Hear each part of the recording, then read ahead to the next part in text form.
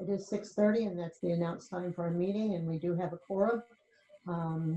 We have 4 of us here. A quorum is 4 out of a 6-member board, and so it's 6:30 on December 16th.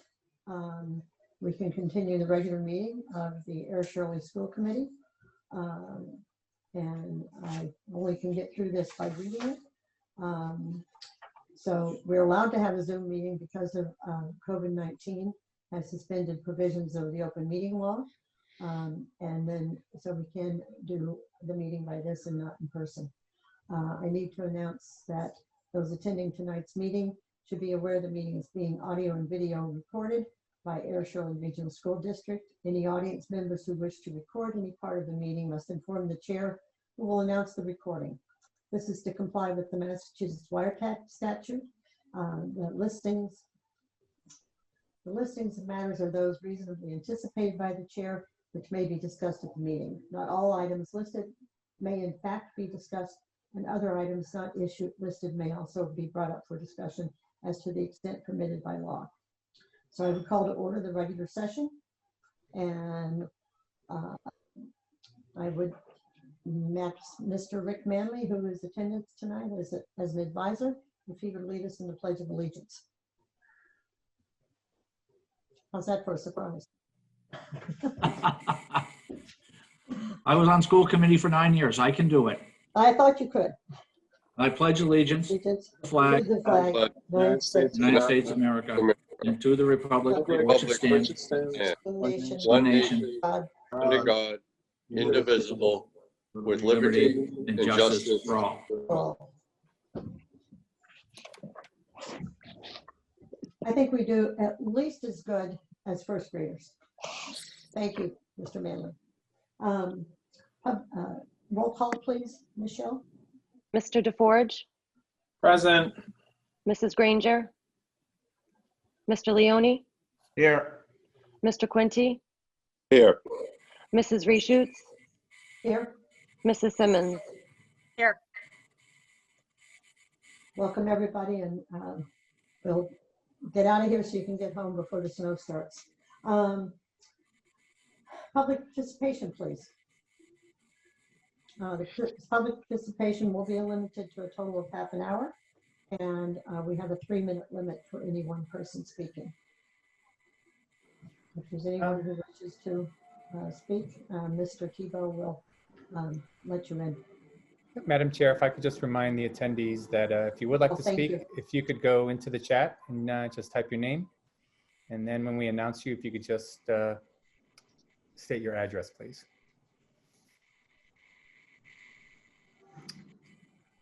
All right, it looks like we have Jake Watkins would like to speak. Jake, hold on, please. Hey, Jake, hey, how's it going? Hey, Jake. Welcome, Jake. Hey. I don't know if my video's working. All right, just the audio's working, but how's it going? Can you guys hear me? Yes. Yeah, we can hear you just fine. All right, cool.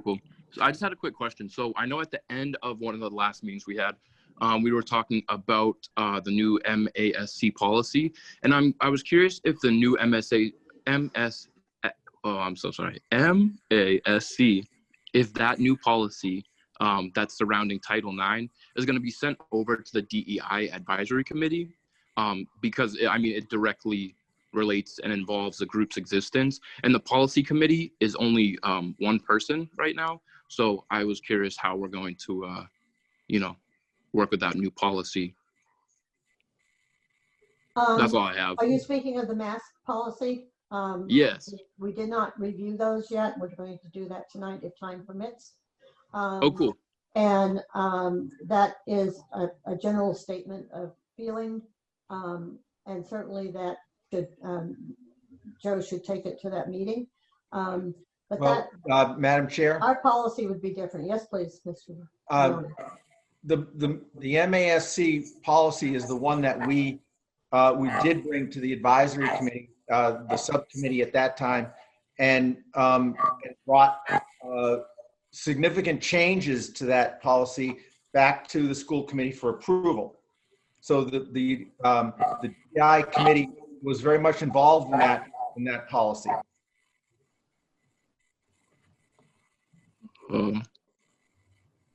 Yes, Jake? What? Well, that's all I had. Thank you. Okay. Good Thank luck with you. the snow tomorrow, everyone. Be well. Thank you, thank you.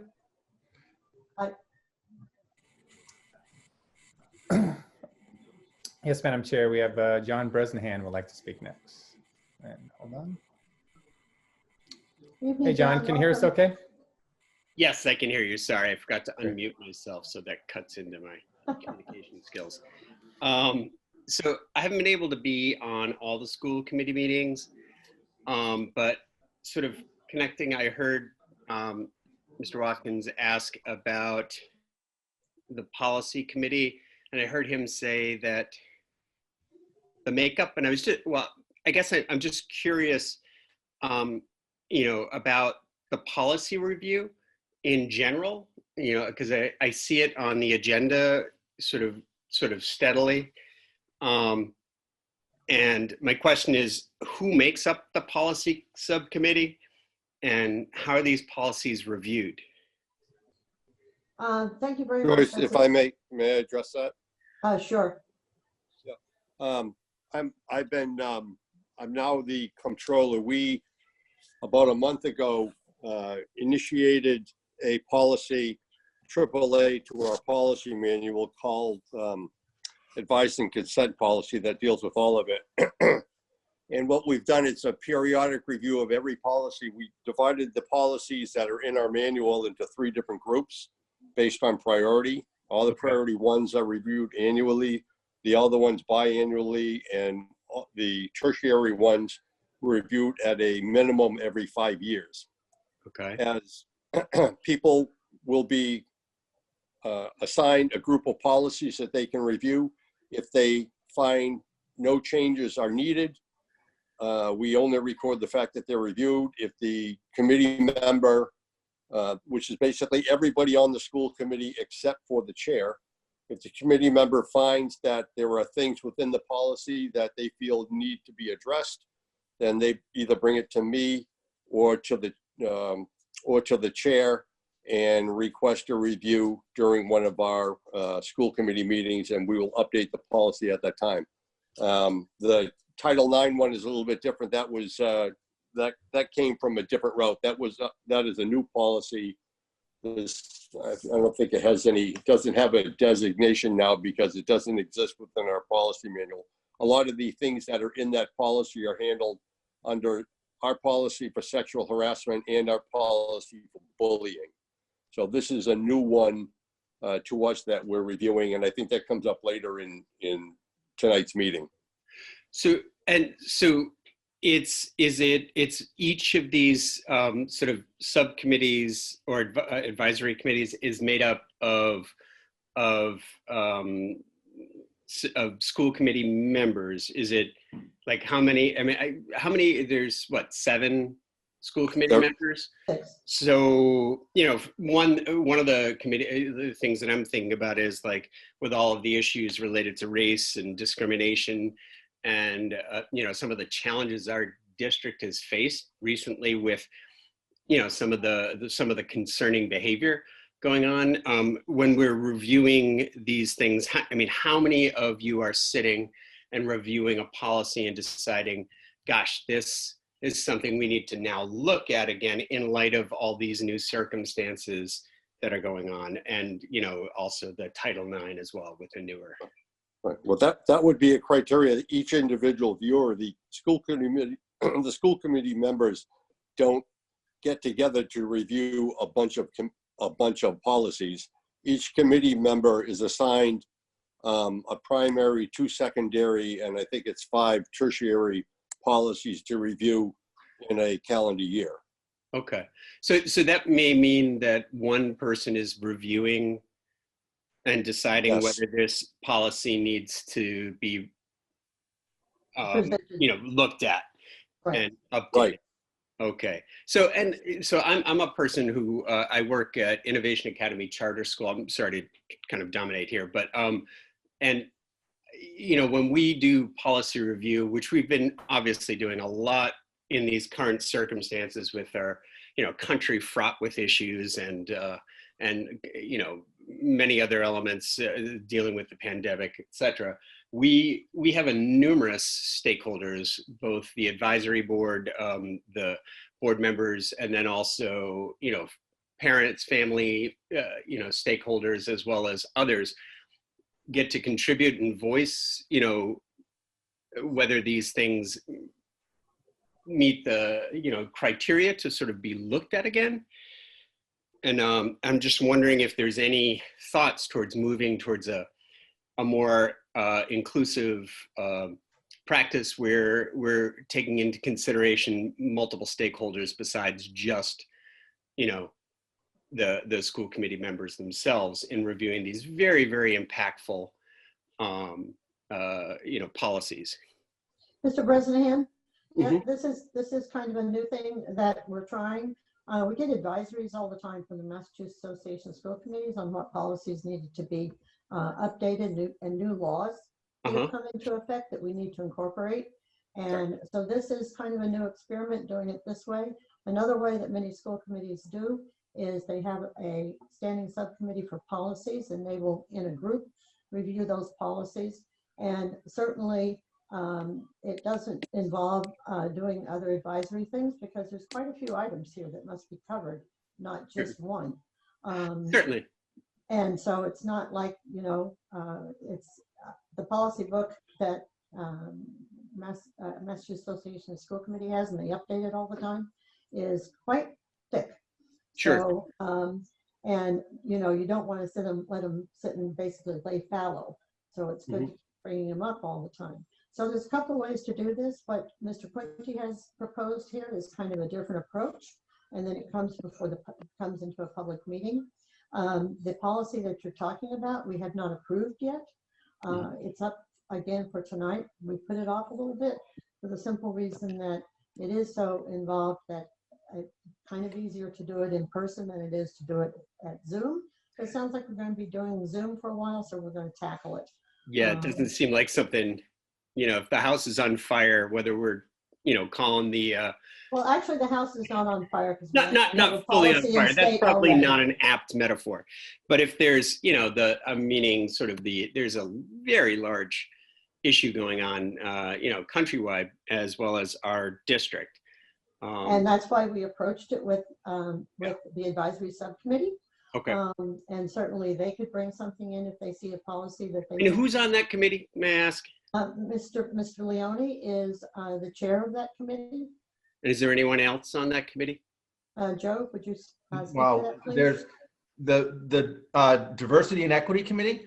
No, just on the like when we're advisory review, when we're dealing with trying to come up with, you know, policies that we're going to review, I guess. Well, we actually presented there is no committee for that.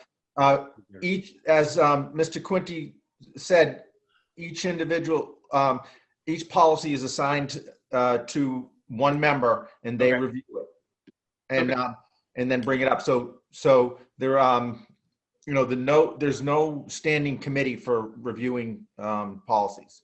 Okay. Thank you. Thank you, Mr. Bresnahan, for your comments.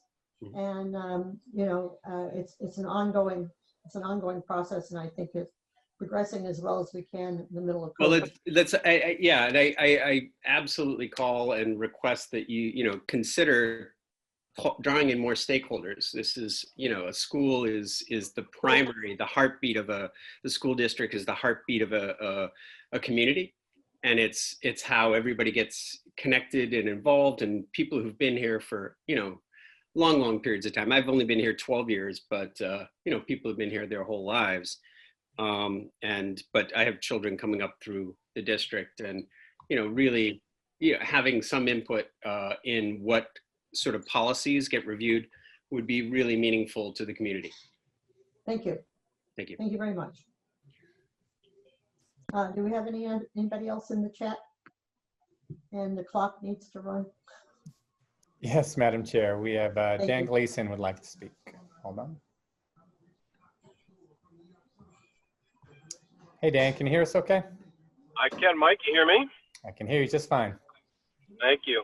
So in light of that comments by Mr. Bresnahan and that some of the comments made there, your agendas say subcommittee reports.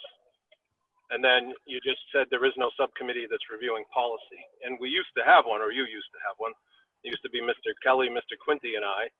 And then Mr. Kelly left the school committee and I had resigned from that subcommittee prior to resigning from the school committee. So I guess I have two questions. One, why hasn't there been more people added to the subcommittee to replace myself and Mr. Kelly?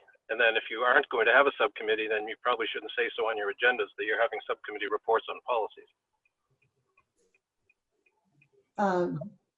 Dan, we are progressing, like I said, at the moment.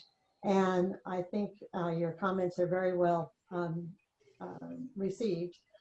We do need to reestablish the subcommittee.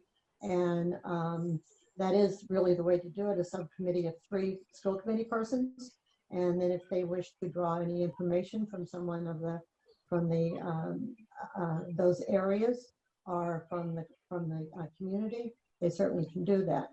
But then it's the subcommittee who then presents a vetted new policy or a changed old one to the committee itself, as you know.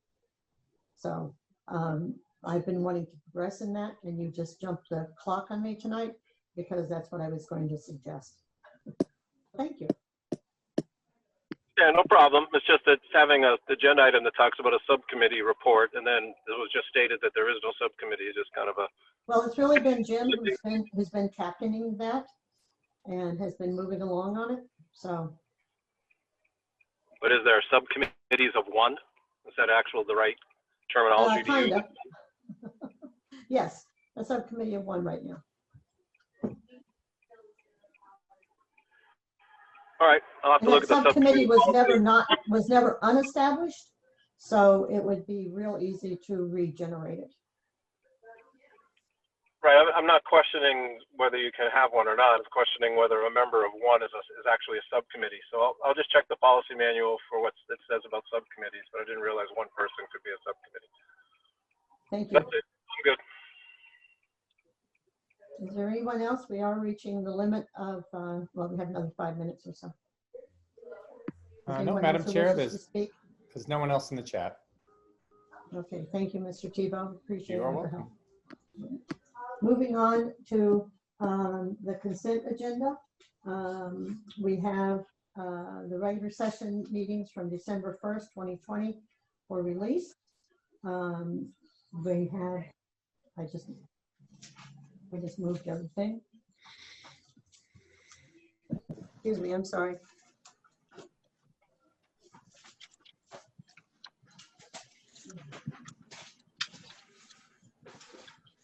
Something covered it up.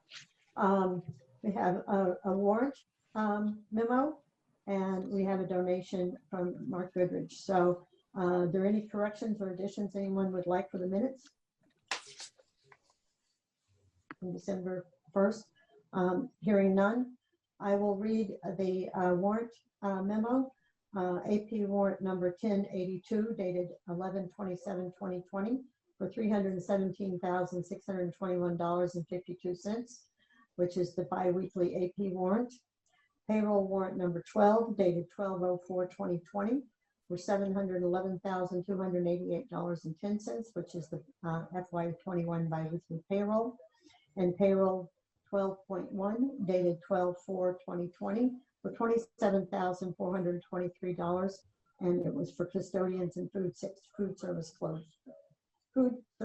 clothing. Thank you. We also have the third item in the consent is a donation by Mr. Mark Goodrich, who's the JV golf coach and JV baseball coach. He's donated his spring 2020 salary of $1,464 and his fall 2020 salary of $1,200 to our baseball and softball programs to help pay for new helmets. The total amount of Mr. Goodrich's donation is $2,664. I want to say thank you very much. That's very generous and certainly something that's needed. So this is wonderful to get the donations to the athletics. I would entertain a motion to approve the warrant to approve the consent item? Make a motion that we approve the consent agenda as presented this evening. Second. Second. Thank you very much. Would you call the roll, please, Michelle? Mr. DeForge, Aye. Mrs. Granger, Aye. Mr. Leone, Aye.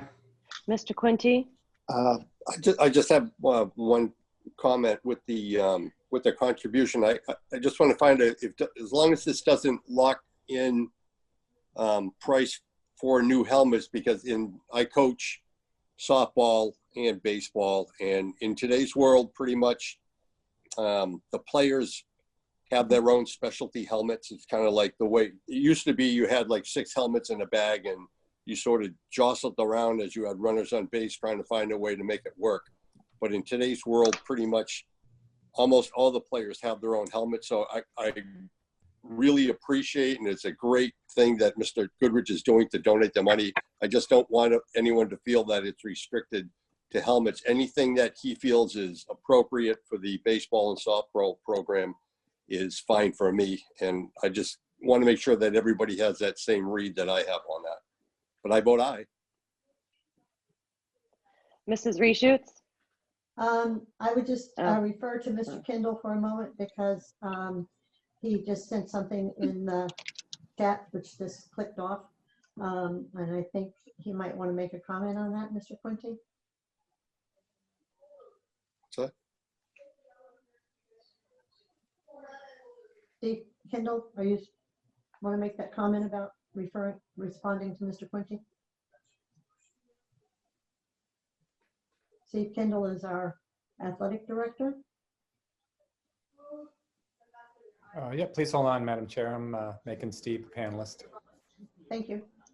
Thanks, Mike. Yeah, so can you guys hear me? Yeah. All right, awesome.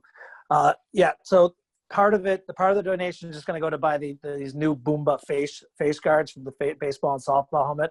So they're removable and can be put onto a current helmet that a student athlete owns and then removed at the end of the season. Okay. If they're graduating or something. And then anything else beyond that, obviously we would ask Mark what he would want to spend on for the baseball and softball teams, because he is, at least as of now, planning on coaching baseball here in the spring as well. Great. Thank you very much, Steve. Thank you. Michelle, would you take a vote, please? so Mrs. Reshoots Yes. and Mrs. Simmons. So it has been voted in 2 segments, and it passes unanimously. Thank you. Going on to new business number 6, we have an FY21 budget update from Mr. Plunkett.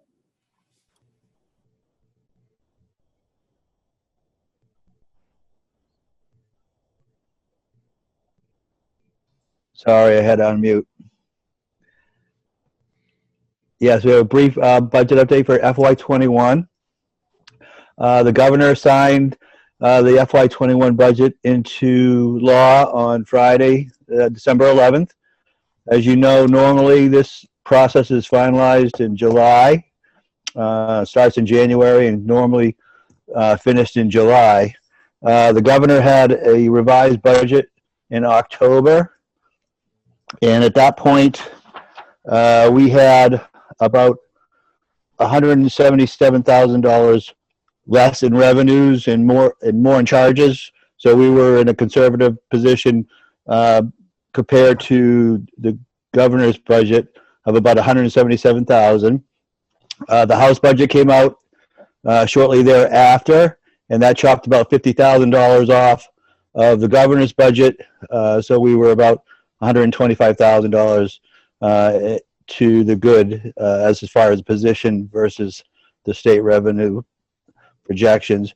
The House and the Senate and the conference committee all kept the numbers exactly the same. So there's been no change since the House budget, and it is law now. Some of the highlights from the budget, I guess revenue projections are up a little bit. So they were able to sign into law a $45.9 billion budget, which includes, there's a supplemental budget for economic recovery, small business relief plan, which is targeted for minorities and women-owned businesses across the Commonwealth. Also includes $53 million for targeted measures to address learning gaps and strengthen educational quality for students during the COVID-19 pandemic.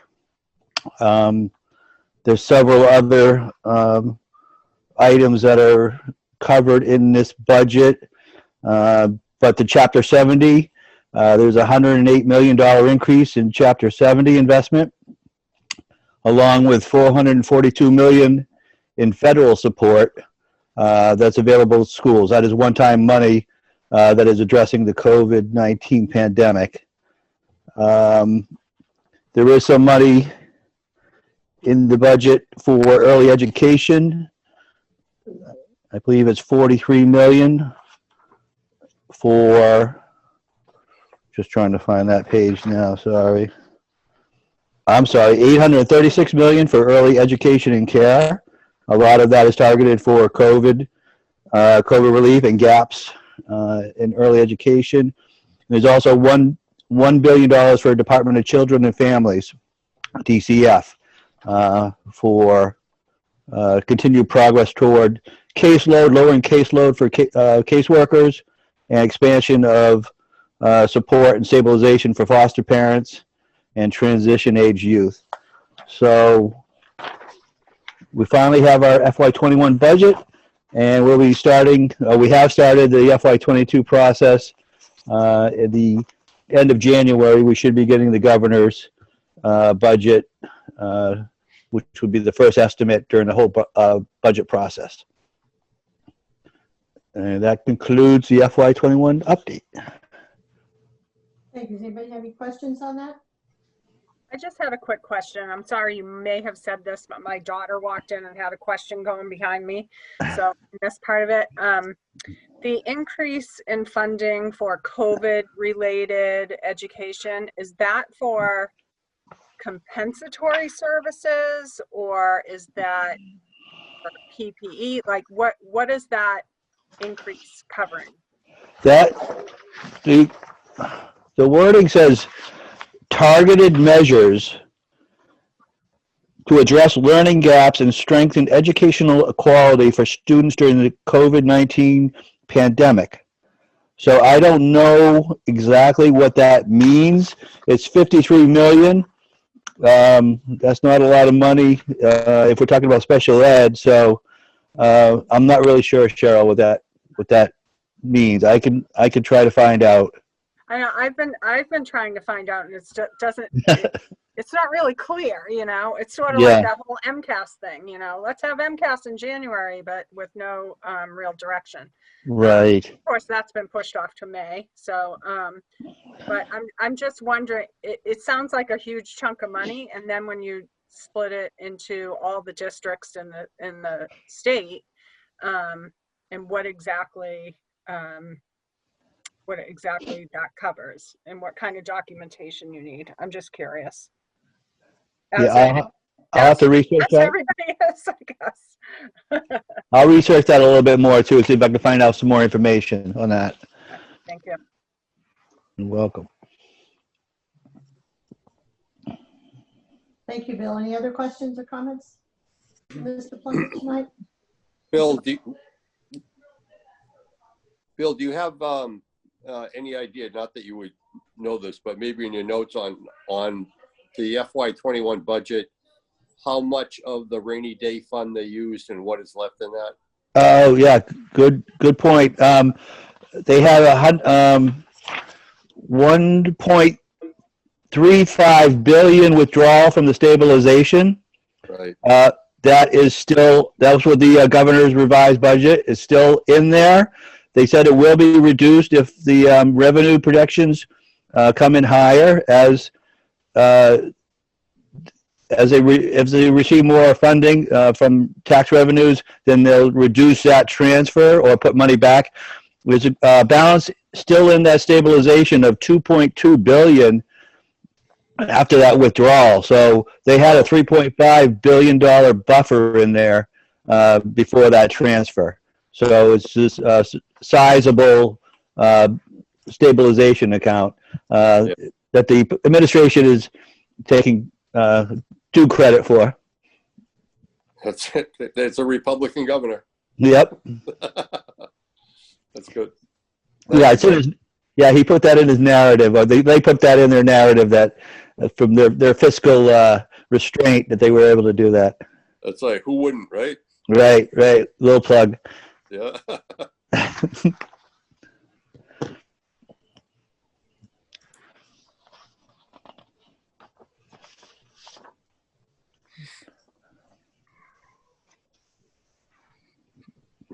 Madam Chair? Yes, thank you. Anyone else? Anything for Bill? Comments on the update? Thank you. You're welcome. If we move on to item 7, superintendent's report. Yes, thank you, Madam Chair. Yes, thank you, Madam Chair, and good evening, everyone. Happy to present report this evening. First, I'd like to start with tomorrow. We anticipating our first big snowstorm, and as communicated earlier to the school committee and all of the parents and families in the district, we would be holding a snow day as a remote day. And so tomorrow is our first remote day. The schedule that we follow is the remote Wednesday schedule, which is an early release day. So it's time to go out and enjoy the snow. So tomorrow the elementary students will be released at 12:15. They are on a half-day schedule, which was in the calendar due to parent conferences. And the middle school and high school students will be released at 12:50. And I would just like to say that, as far as a snow day, they're not anticipating any widespread outage or anything tomorrow. So as we move through the winter and we have these predictions for storms and a widespread outage could be predicted, then we would probably go to our traditional snow day. So families were notified very early today, and as well as the staff, so that all would prepare. Segueing into Mrs. Simmons' comment about the 2021 MCAS and Access assessments, I wanted to notify the committee that the MCAS that was scheduled in January for the 11th graders, who last year as 10th graders did not take the legacy MCAS and ELA math, was slated to be scheduled during late January. And since the commissioner has rescinded that due to scheduling and logistical challenges.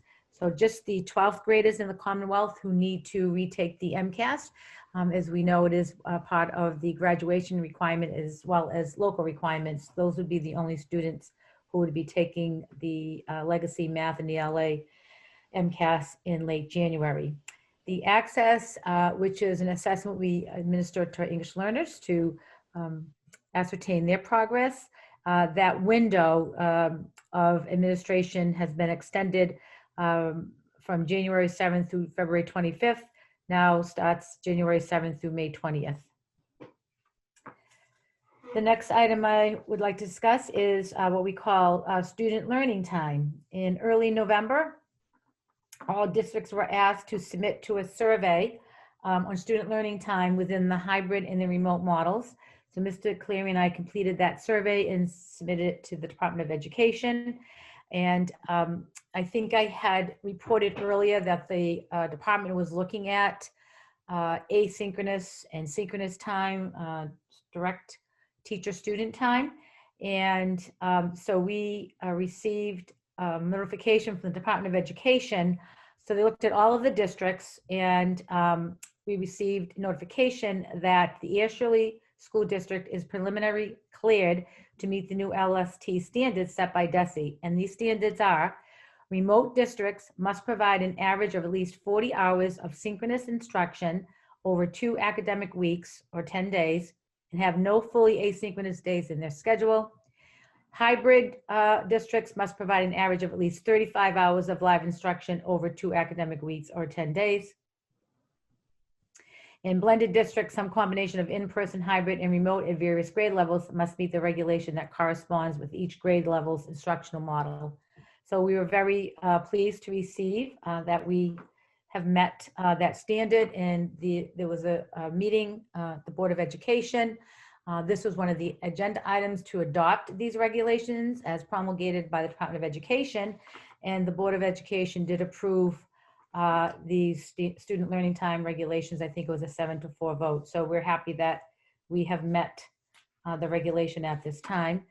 This is something new, and originally we were building our new educational program built on the time learning requirements, which I have submitted to you.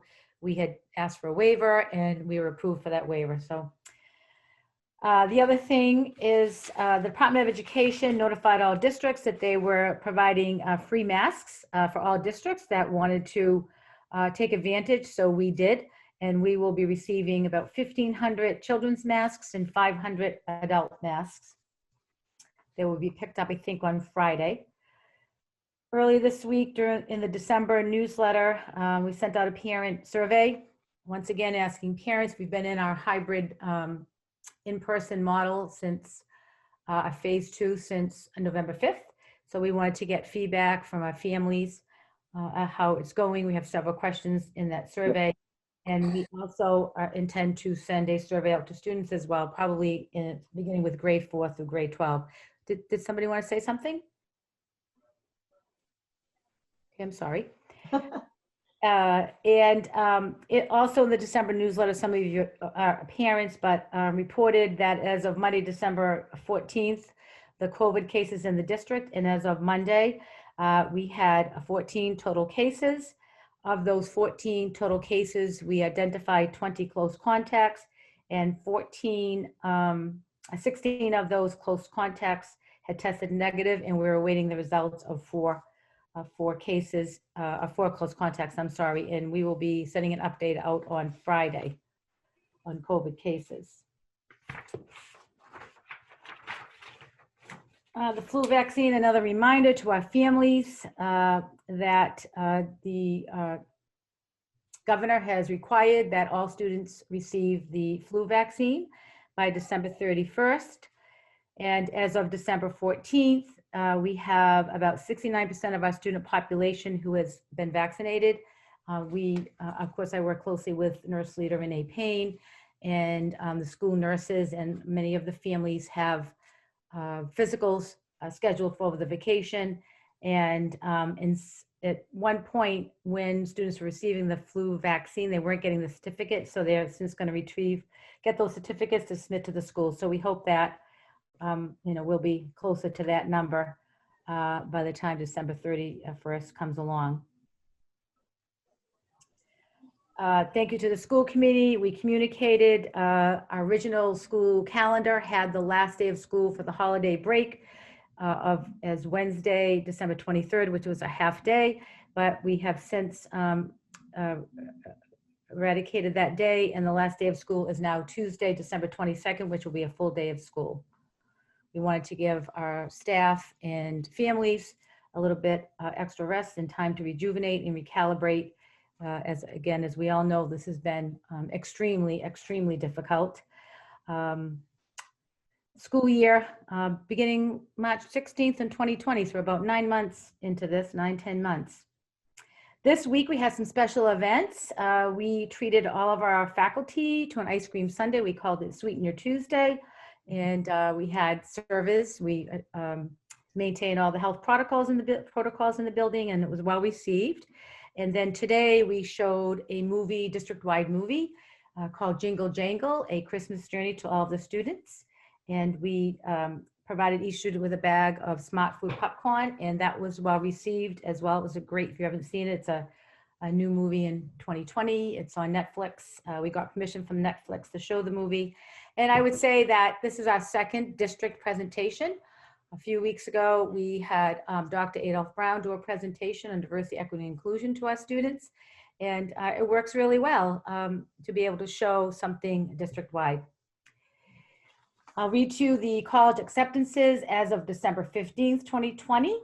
We have acceptances to Kobe Sawyer College, Embry-Riddle Aeronautical University, Fitchburg State University, Framingham State University, Massachusetts College of Pharmacy and Health Services, Northeastern University, Plymouth State University, Regis College, Salem State University, University of Maine, University of Massachusetts Lowell, Worcester Polytechnic Institute, and Worcester State University.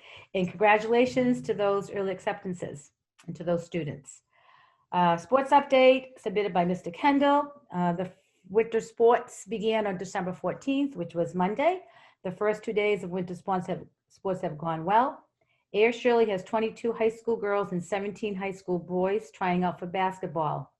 6 Air Shirley High School is participating on the swim team, 8 on the boys ice hockey co-op with Lunenburg, and 3 with the girls ice hockey co-op with Leominster.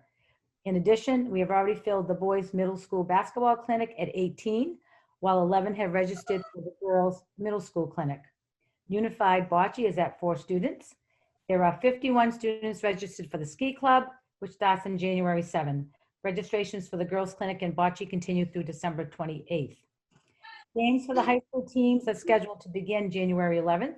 The official basketball schedule will be up on the school website by the start of the day Thursday. Swimming and hockey should be available by the start of next week. Practices will continue through December 22nd before taking a break over the winter holidays, though high school student athletes will be invited to participate in a Zoom conference with the Positive Coaching Alliance called Creating Leaders, which is part of our department mission statement. All ASRSD coaches will take part in a January PD with the PCA called Sports Can Battle Racism, while student athletes will partake in the student version of this workshop when it becomes available in March or April. And finally, we want to celebrate 2 students, A.S. Shirley Regional High School students and basketball players Edna Brown and Cheyenne Sakira were named the District E recipients of the Massachusetts Secondary School Athletic Directors Association's Mickey Sullivan Student Achievement Award, which is to recognize students who have made a meaningful and lasting contribution to high school athletics. Edna and Cheyenne were nominated for their promotion in support of the Unified Physical Education Program at the high school. So we congratulate Edna and Cheyenne. They make us very proud, and they are both multiple school athletes at the high school. Also, yesterday, we attended a signing of Sam Folger at UPenn. He signed his letter of intent to go there, and he's on the swim team there. So congratulations to Sam Folger and his family. And that completes my report this evening. Thank you. Thank you very much. Anybody like any questions or clarifications? Excuse me, Madam Chair, did I say he signed on to Penn State? Sorry if I. No, UPenn. Yeah, sorry, Penn State. My error. Michelle, were you saying something? I'd just like to also, I'd just like to also congratulate Allie Hood being named to the League All-Stars, along with a fullback, Catherine Quinty, to the All-Stars for this fall's work. Excellent. Is that too much, Homer? Excellent. Thank you, Mary. Anybody else? Anybody like to have some comments or throw anything else in? Yeah, I just want to say thank you for putting on that movie today. I think it was a great, so we couldn't have timed the snow for the day we wanted to present the movie, but that was very good. It was well received here, although the kids did say they wish the popcorn bags were a little bit bigger. So. Yeah, thank you, Mr. DeForge. We were all worried about, if we had to give them out early, obviously. So I think Michelle Town reported, my kids ate them yesterday. They did. Same in my house. They did. Yeah, I know. And this week too, Mrs. Simmons, Mr. Simmons organized these, what would you call them, Mrs. Simmons, big gift boxes? Yeah, yeah, for the seniors, yeah. Do you want to talk about it? Because that was wonderful. Yeah, so Yeah, it was, it turned into something much bigger than we planned. All the seniors get a t-shirt, and so I thought it would be nice if they got a little gift bag with candy or something. And then Mr. Christie said, oh, I have these boxes, and the boxes were much bigger than I thought. It turned into this huge, like, you should have seen my office with all the stuff, bubbles and candy and stuff donated from Pepsi and little toys and, you know, the t-shirt and balsa wood airplanes and all this stuff. And we reached out to the community to raise money. People really stepped up. And then we had a handful of parents this past Saturday. We put together 87 boxes. Filled with goodies for every senior, including students who are placed out of district because of their special needs. Kids picked up their boxes Monday, Tuesday, and I believe some remote kids today. And then my husband and I will be taking Friday off and delivering the rest of the boxes. And so every senior is getting those, and they had labels with their names on them, and for the most part, the putting together the boxes went okay.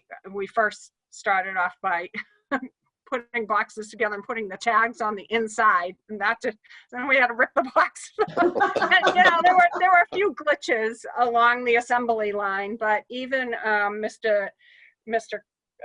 Christie brought his two boys to help out, and it was great. And I hope, you know, it brings a little joy to these kids who are, you know, this is a tough year to be a senior in high school, and we're hoping to continue this project to other things throughout the year. I also want to say thank you to all the teachers, because there was a handwritten note from every single teacher in the building. So every kid got a note in the box from one teacher or staff. And they were so thoughtfully written. So I do want to say to the teachers and other staff members, thank you, because that was very meaningful. And I've heard from several kids about how much they appreciated what everybody did for them. Well, kudos to you, and thank you very much. And I don't know who thought that up, but it was really creative and very, very good. I couldn't have done it without my husband and his spreadsheets. I'm telling you, I made fun of the spreadsheets, but it saved us when we were trying to budget and keep track of everything. And he held Zoom meetings, and like he ended up grabbing it and running it like a business. And so I will have to lean on him for the next project. I'm not sure what it will be, but there'll be something. So. Well, I hope he's standing behind you while you say this. So. Thank you very, very, very, very, very much. Yeah. And thank you on behalf of all of us. That was really nice. And I was there when the boxes were being distributed. I have some great pictures, which I didn't get to post on our district Facebook page yet, but the students were really, really surprised. Yeah. And so happy. I had one of the students open the box that was full of all kinds of goodies and things. And that list was nice that you had in there of each item and who, you know, donated it and everything. That was nice too. That was some parents that put together a sort of list of the items and a little saying to go with it. Yeah, we kept it pretty secret. I think my daughter was the only one who knew, because you know, I had all these ideas and she'd be like, Mom, that's stupid. And then, and then she'd be like, well, how about this? And so like they all got a Dunkin' Donuts gift card, and they got a $1 bill for a special $1 bill, which we got through 40 boxes, forgot the $1 bill, and then had to slit at the top and stick the, you know. So anyway, so she definitely helped out with the, you know, making the items kind of fun.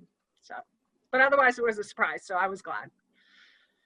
Good, thank you so much. So you do understand that when you take on something like this, it doesn't go away in 1 year. You do know that you've opened the Pandora's box here? No, I'm moving in June.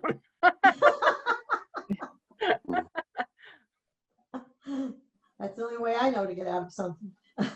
Thank you so much. Anyone else like to speak to something? Mary, did you have anyone else that you would like I to? just wanted to jump in and just say a thank you to Cheryl and her family for putting together those boxes. It sounds like the kids really loved them, and hearing about the notes that the teachers wrote was especially meaningful. I think that's fantastic.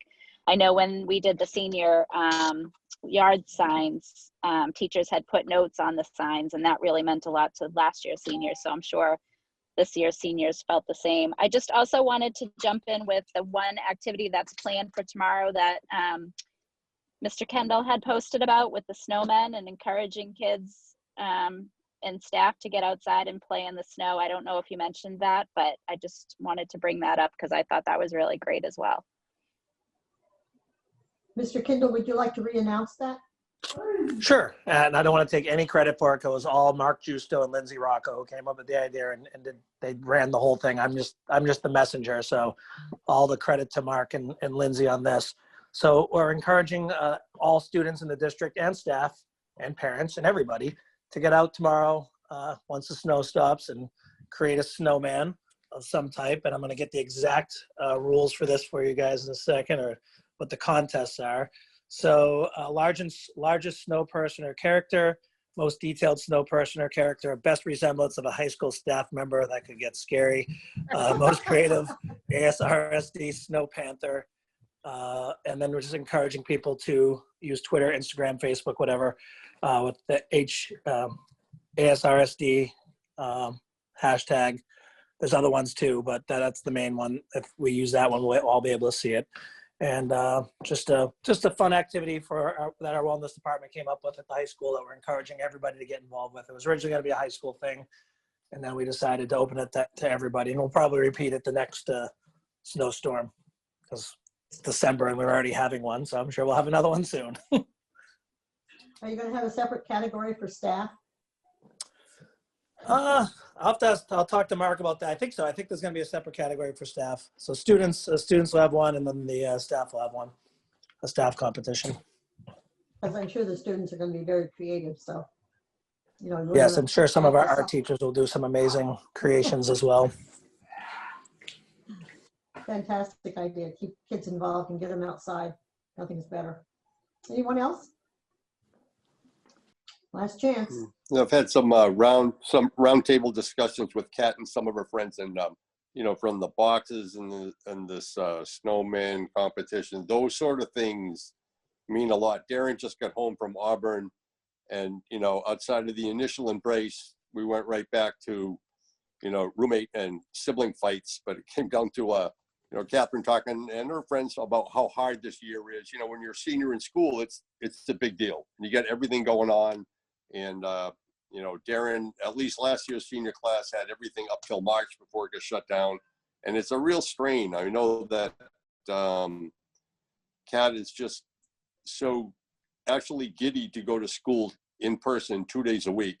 She misses, I mean, so many of her friends that have a different last name in the wrong half of the alphabet. You know, so there are things that these kids face. You know, as we're older, you get probably a little more comfortable with a fire in the fireplace and a book and a bourbon and that sort of stuff. But when you're a high school senior, it's together time that really matters. And as we talked about this, they really do appreciate everything that people have tried to do. You can't make it the way it was, but you know, we were able to get out there and play something that pretty much looked like soccer, and there were cross-country runners, and we're going to try to do something with the winter sports. And although you can't do everything for everyone, it is clear to the students that everybody's trying as hard as they can to make the year be as good as it can be, even though it really sucks.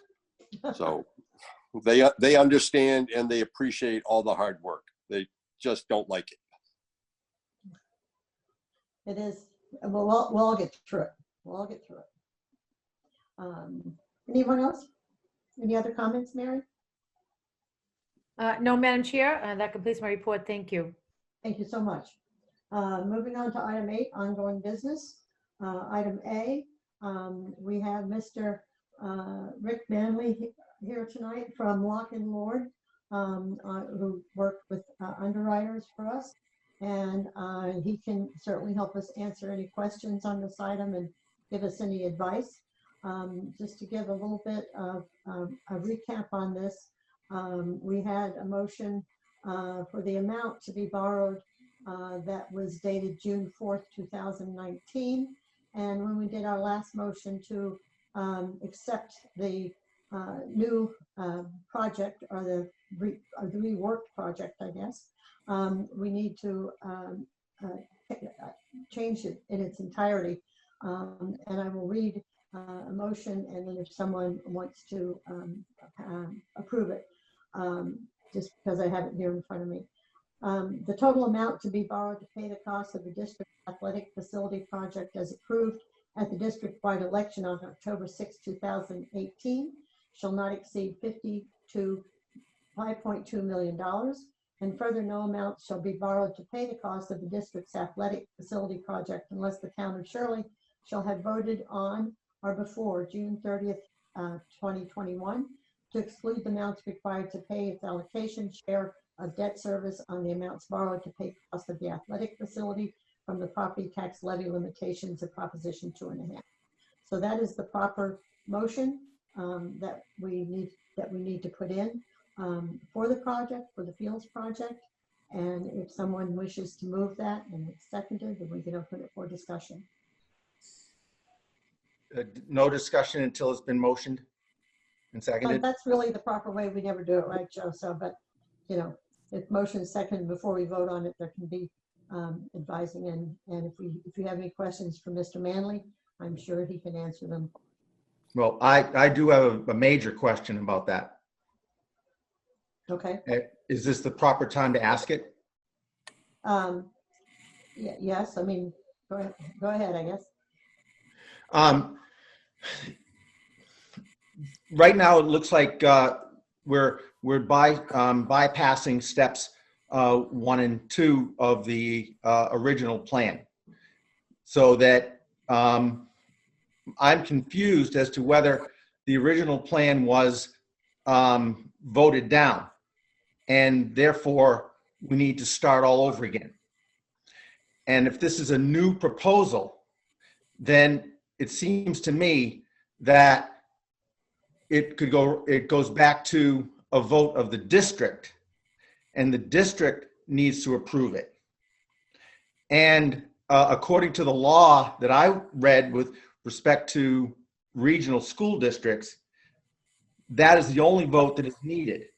It does not need to have approval of each town with respect to debt exclusion.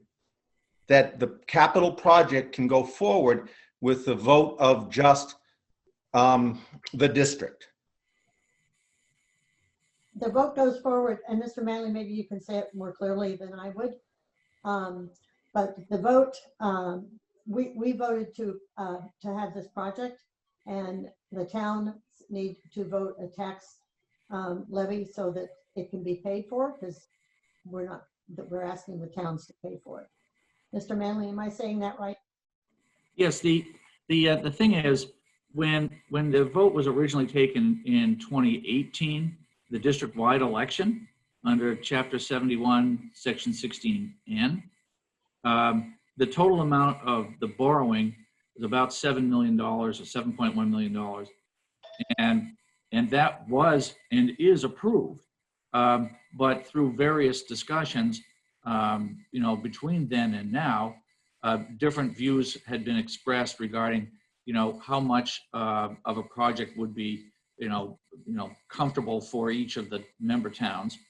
And so initially, the total borrowing, again, which is in effect today, was the committee decided, yes, well, that may be the case, but we're not going to go beyond 6.2. And we're not going to do that unless Shirley has this, approved the exclusion related to its allocable share of that debt. That didn't occur, hasn't occurred yet, and so the project did not go forward. The motion before you today is to say, all right, why don't we agree that the most we'll issue here is now 5.2 instead of 6.2, and further that we won't proceed unless and until Shirley has approved an exclusion for its share of debt service on that lower amount. So it's really what you see now is the committee sort of putting condition on, the amount that it will, ultimately want to spend of the total amount that was originally approved in 2018. But that doesn't really answer my question.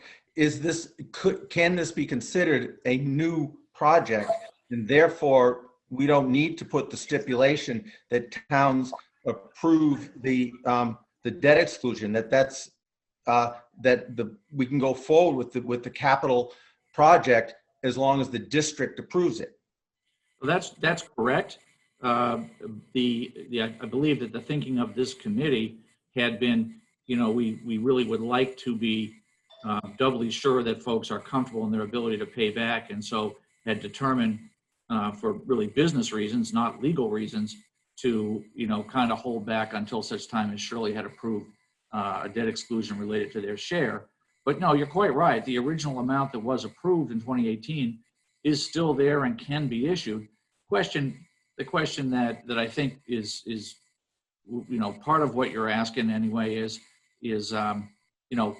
gee, they approved a project of a significantly higher expense and scope, but in our view, the decision by the committee to spend less is always all right.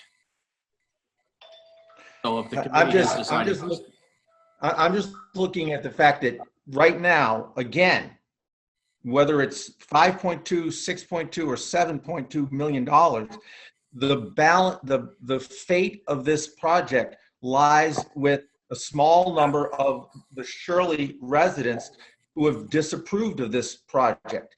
And when the vast majority of people in the district approve of the project, and if legally the district can go forward with the project without the approval of Shirley's debt exclusion, then I think that we need to do that.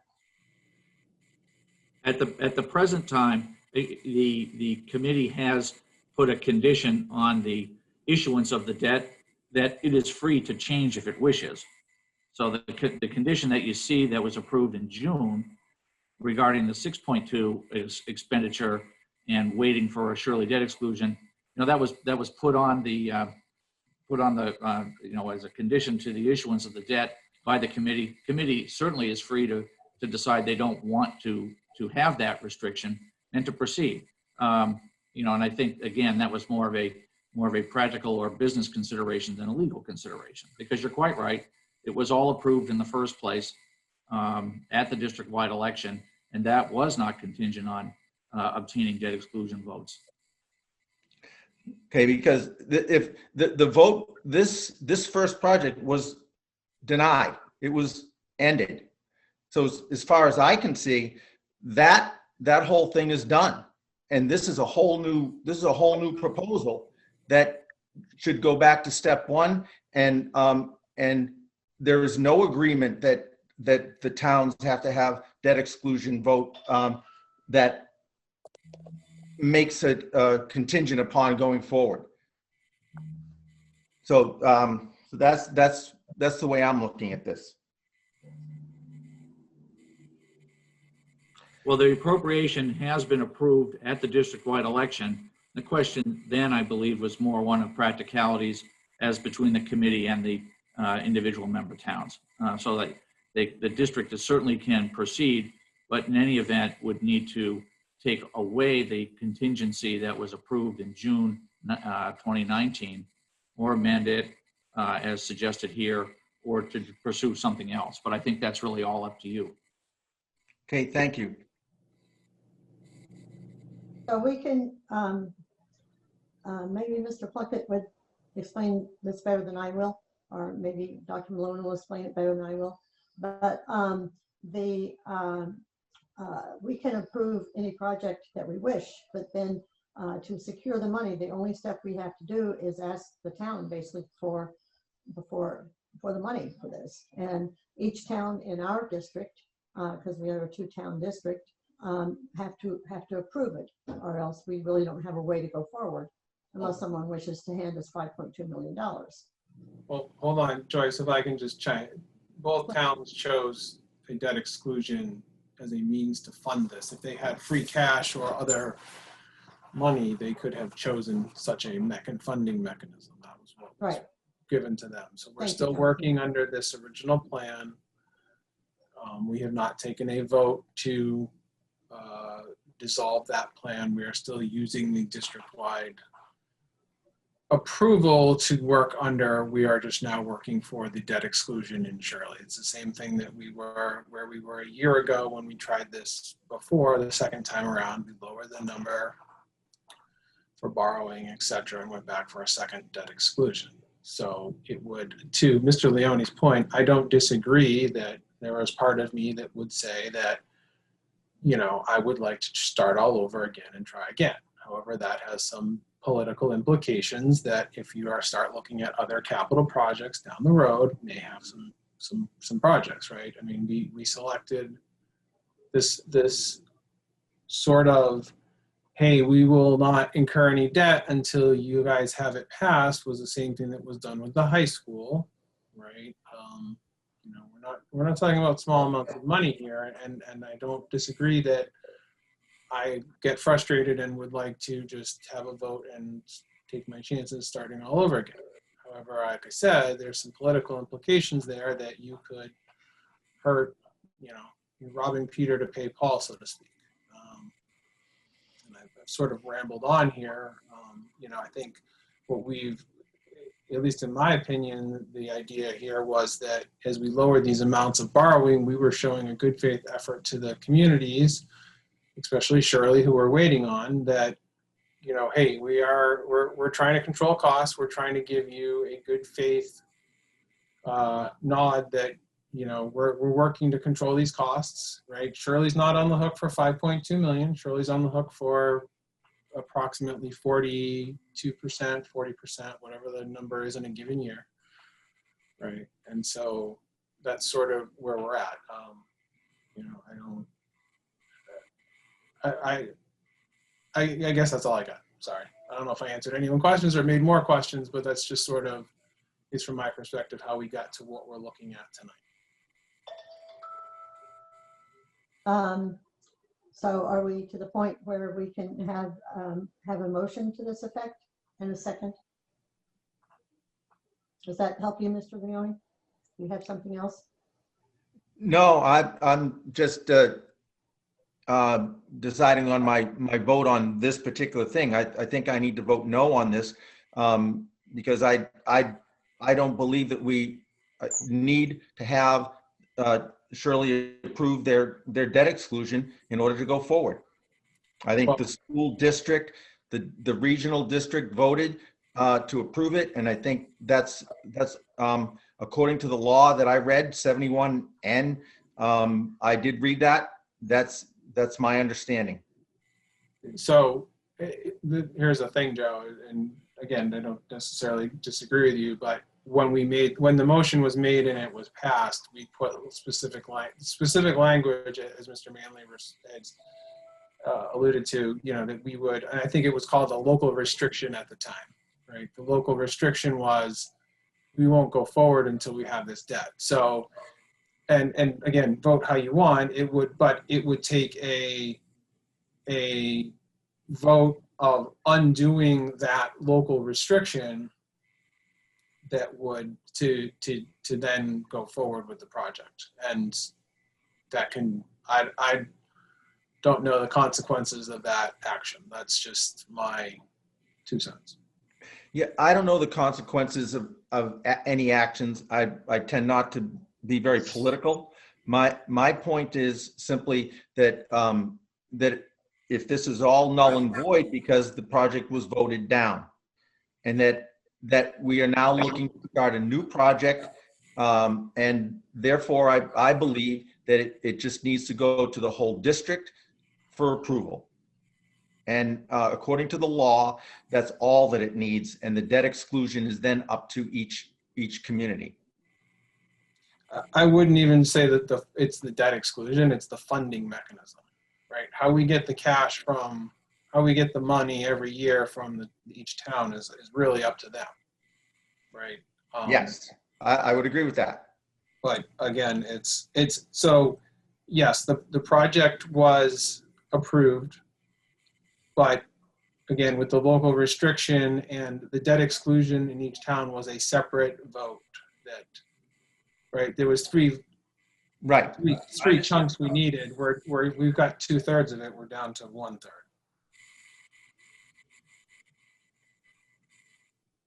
And just like Neshoba Tech may propose a project and they have 9 towns. And so when 5 of them had voted yes, then the other towns are handed the bill and they have to figure out how to pay for it. We're a 2-town region, so it makes it a little different. Mr. Manley, is there any way there's a clarification? So just to kind of recap, it seems, you do have the district-wide vote that approved the initial amount for the project, the $7 million level.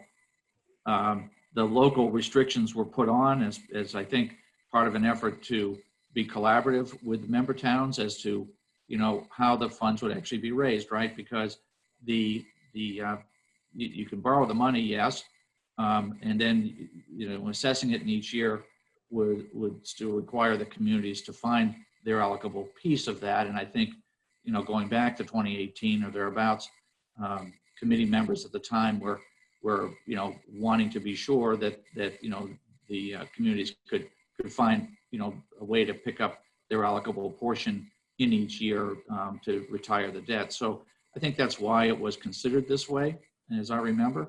So, the committee is certainly free to drop the local condition if you wanted to and just say, all right, we don't need it, and we'll just borrow what we need and go on, and folks will need to find their way in terms of raising the money in the member towns, however they, see best. That's certainly a way to look at this. And I think it was more in the nature of collaboration that the different, adjustments had occurred. Again, the committee is certainly free to, dispense with them or to, amend them or what have you. So just to be clear, I want this project to go forward. That is my sole purpose in everything that I've said. And in looking at the law, I just wanted to go back to that and see if that was a possibility. I really have no problem being, quote unquote, nice about this and considerate of each town's ability to pay and their approval. But right now, I feel like this project that we all believe is very important is being held back by a small minority of people in the town of Shirley, and the vast majority of people that approve of this project are not being able to see it go through. And I want to do whatever is legally possible to make this go through.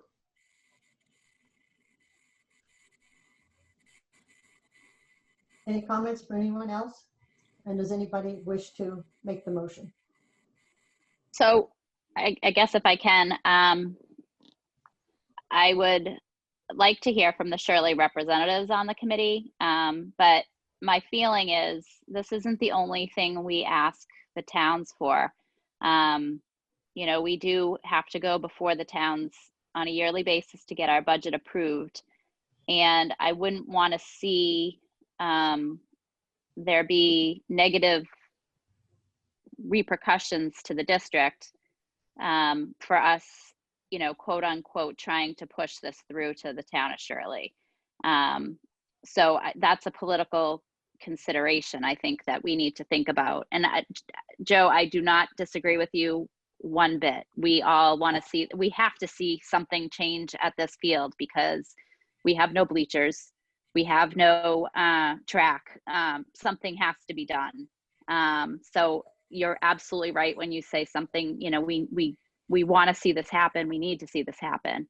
I'm just concerned with even our ability to pass it with the negative publicity we're going to get by changing the vote at this point, since it's always been this all along. And I don't know what the right answer to that is. I just think it's something we need to definitely be thinking about. So again, I don't live in Shirley, so I can't speak to what other people think the town, how people in town would feel, or if that would be a real, a real issue. But we have, I think, to Jonathan's point, worked very hard to try to work with Shirley town officials, met with the leadership of the town of Shirley, the town administrator, the chair of the board of the selectmen, Mr. O'Keefe, who at the time was the chair of the finance committee, and really tried to work with the parameters they thought would be best for the town to pass it. And, I think we should probably just try to follow through on what we've said we were going to do.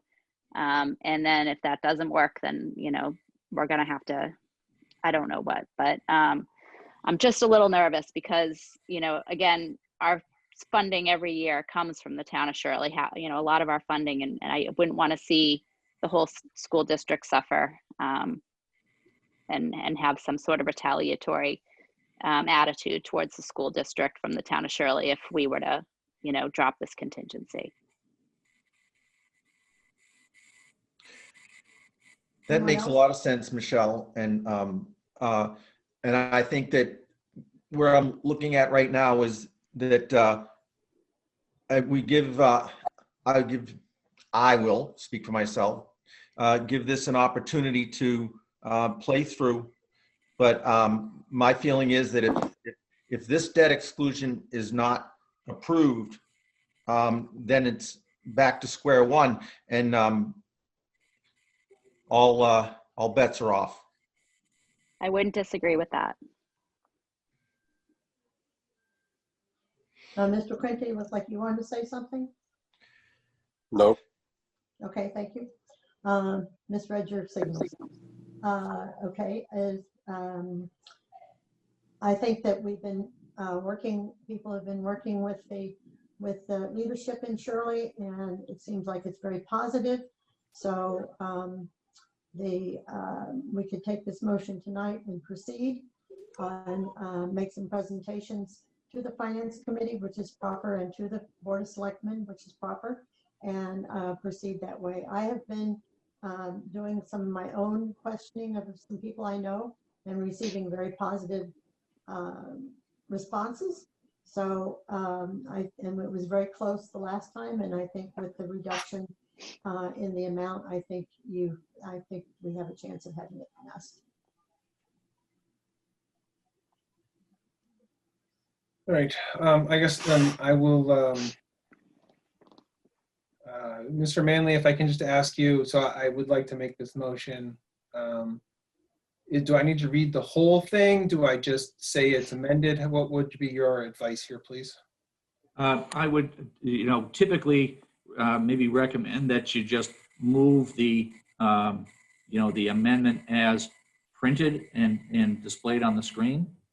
So in other words, the vote of the committee approved on June 4th, 2019 relating to the facility that provided as follows, and is amended in its entirety to provide instead as follows, and merely incorporate the, all the language that's displayed here on the screen today. You can read it if you want to, but I don't think you'd need to. Okay. Jonathan, I think it's always good to read these things, so if you would, please. Thank you. Oh, Mr. Manley, I appreciate your efforts. Thank you. All right, so I will make a motion that the vote of the committee approved on June 4th, 2019, relating to the athletic fields complex, which vote provided as follows. Joyce Rees moved to rescind the total amount of the project cap from the last meeting to reduce it to $5,200,000 as the total amount to be borrowed to pay costs of the district's athletic facility project as approved at a town election in Shirley on a date to be determined shall not exceed $6,200,000. And further, no amounts shall be borrowed to pay costs of the district's athletic facilities project unless the town of Shirley shall have a vote to exclude the amounts required to pay its allocable share of debt service on the amounts borrowed to pay costs of the athletic facility project from the property tax levy limitations of Proposition 2.5. Is amended in its entirety to provide instead as follows. The total amount to be borrowed to pay costs of the district's athletic facility project as approved at the district-wide election on October 6, 2018 shall not exceed $5,200,000. And further, no amounts shall be borrowed to pay costs of the district's athletic facility project unless the town of Shirley shall have voted on or before June 30th, 2021 to exclude the amounts required to pay its allocable share of debt service on the amounts borrowed to pay costs of the athletic facility project from the property tax levy limitations of Proposition 2.5. Thank you. Is there a second? Second. Second by Michelle Granger. Any other questions or discussions from anyone? Seeing none or hearing none, whichever way this works. Michelle Town, would you please make a roll call vote? Mr. DeForge, Aye. Mrs. Granger, Aye. Mr. Leone, Aye. Mr. Quinty, No. Mrs. Reshoots, Aye. Mrs. Simmons. Aye. The motion passes 5-1. Thank you very much, and we will proceed to work on that. Thank you. Anybody else like to say anything? Yeah, Madam Chair, may I just, for purposes of the next steps, be working with Mr. McGovern, Town Administrator, and Shirley, so we have a date to present to Shirley FinCom on January 19th, which I believe is a Tuesday, at 6 p.m. And then a presentation to the Shirley Board of Selectmen on January 25th, also at 6 p.m. Thank you. And, Thank and you. subsequent, yeah, and subsequent to that, we could talk about a, decide on a community presentation. That would be the will of the committee. Thank you. And I'm sure part of that presentation will be the breakdown and the cost of the towns. And perhaps if we could have those numbers for our next meeting in January, Mr. Plunkett, that would be a good way to start. Mrs. Rachels, if I may, Madam Chair, so I did request that from Mr. McGovern, and he's working with the town accountant to produce that. Oh, okay, thank you. Thank you. Thank you very much. Welcome. Okay, the next item that we have under ongoing business, item B, FY22 budget priorities and considerations by Dr. Malone. Yeah, thank you, Madam Chair. So last meeting, we presented a capital plan to you.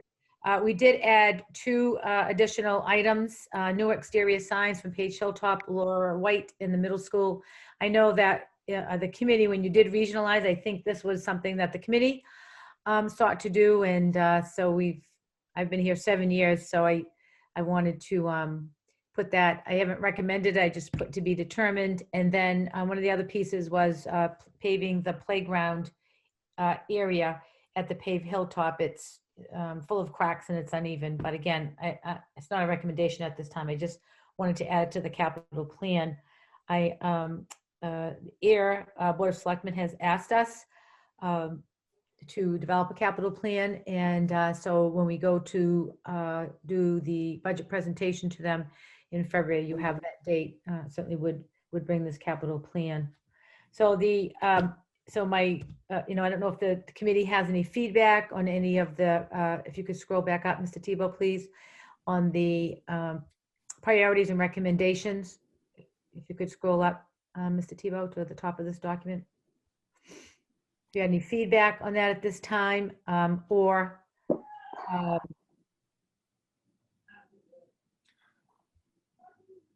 So, Dr. Malone, just a brief thought.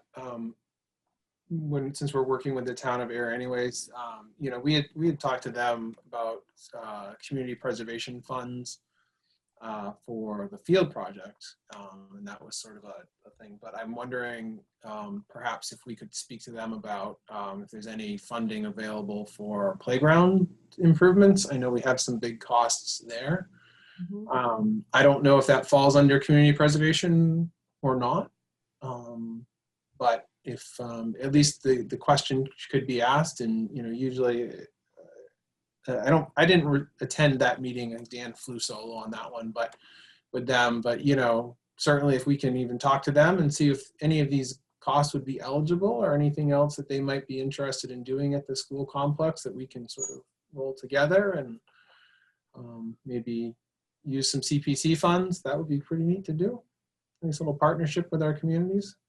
Sure, I certainly can look into that. And I'm not asking the school committee to vote on this proposal, you know, I just wanted to, if you had any feedback or if you had any budget priorities that you would like Mr. Plunkett and I to put into the FY22 budget. Certainly, if each committee member wanted to meet with me and discuss, that's certainly an option. Mr. Plunkett and I always meet during the holiday break and develop the preliminary budget. We will be meeting Tuesday of next week or 2 weeks from yesterday to start that process. So there is still time. So if any of the members, if you had anything tonight, any direction, priorities, I think that, you know, stated that we want to bring certainly a responsible budget to the taxpayers as we have done the last few years, and that's what we're working towards. So I think we'll work hard at achieving that. So again, if there's anything that the committee has tonight, or if you want to meet and discuss, certainly that's an option too. Mr. Tebow, would you mind just scrolling down to all the items? Just Yeah, as a quick look. Dr. Malone, there's the Page Hilltop final number needs to be fixed. There's a comma in a place that there shouldn't be. Way down. Okay. Way down to Page Hilltop. The math teacher with always the. Keep going.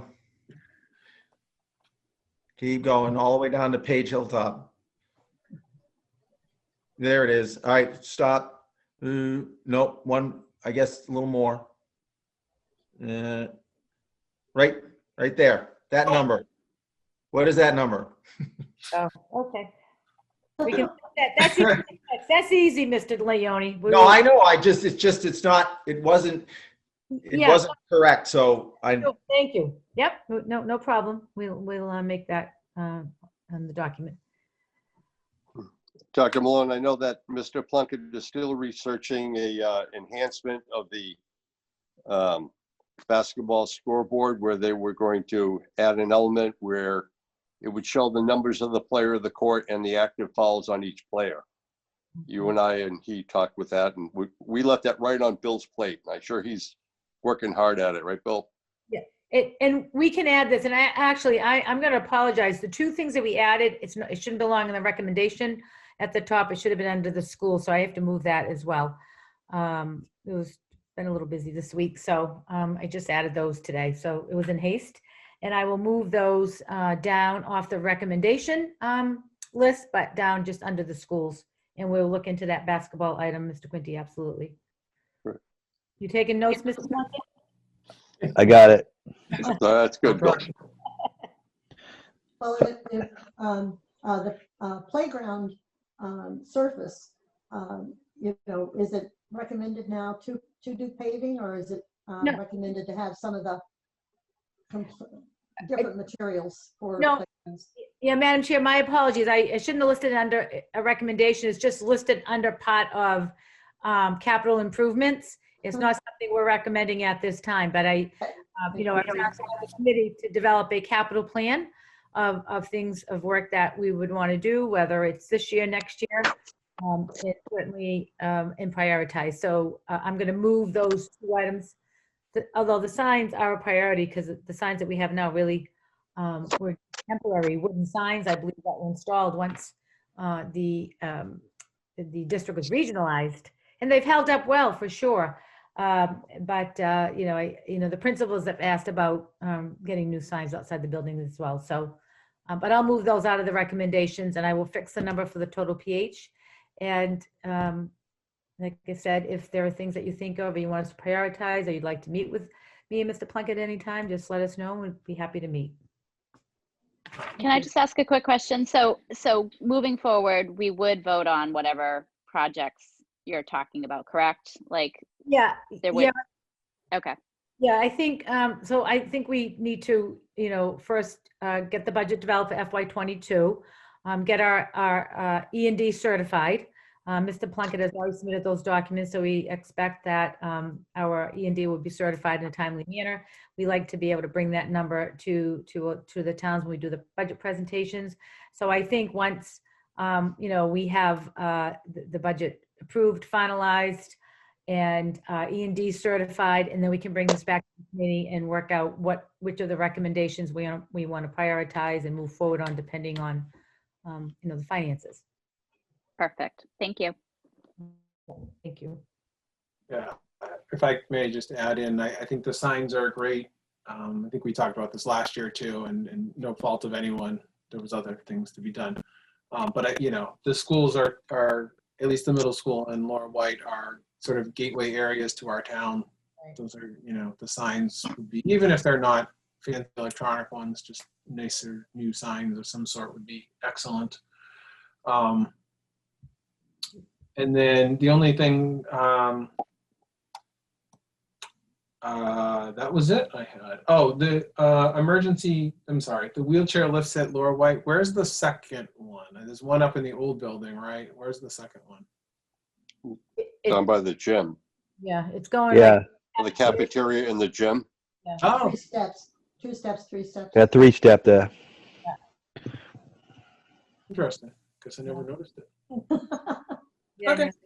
Thank you. Yeah, and Jonathan, to your point about the signs, Mr. Plunkett and I were discussing that today. We don't have to get, like, even at the campus of Page Hilltop and the high school, we already have one electric sign. So really, we wouldn't need, another electric sign there. But there are just nice granite signs that are stately, that certainly, as you say, make a nice entrance into our schools and are welcoming. And I do know the elementary principals in particular like to post upcoming dates and things like that. So I know there's much more modern, type of signs. They don't have to be, those are quite costly. And then I would just add too, I noticed, and again, not a priority, just something I noticed, the signs for the speed limit signs that flash. Certainly there are solar options out there now. So if we could, maybe look at a stately solar sign, save on some. Public safety who does that? Yeah, that's how we got them in air. And it's funny you should even mention it, because I was at Laura White, I think yesterday, and the one that's at Laura White, the school zone blinking is on all day continuously. It really shouldn't be. It should be for the duration of the opening of school, and then of course at dismissal time. So I did speak over there to Mrs. Lewis to mention to custodian, because they can manipulate that. But I also talked about how it really needs to be replaced, and that's something that would really be with the town. And I would talk to Mr. McGovern about. I know Air had gotten a grant, so we replaced the ones in Air through that grant money, and I'll talk to Mr. McGovern about it. Okay, thank you. Anybody, anything else? Seeing none, so we will be voting on this. And if you, as Mary said, if you have some item that you wish to speak to her about and adjust, then please do. Thank you, Mary. Thank you, Bill. Moving on to item 9, subcommittee reports, Diversity, Equity, and Inclusion Advisory Committee, Mr. Leone.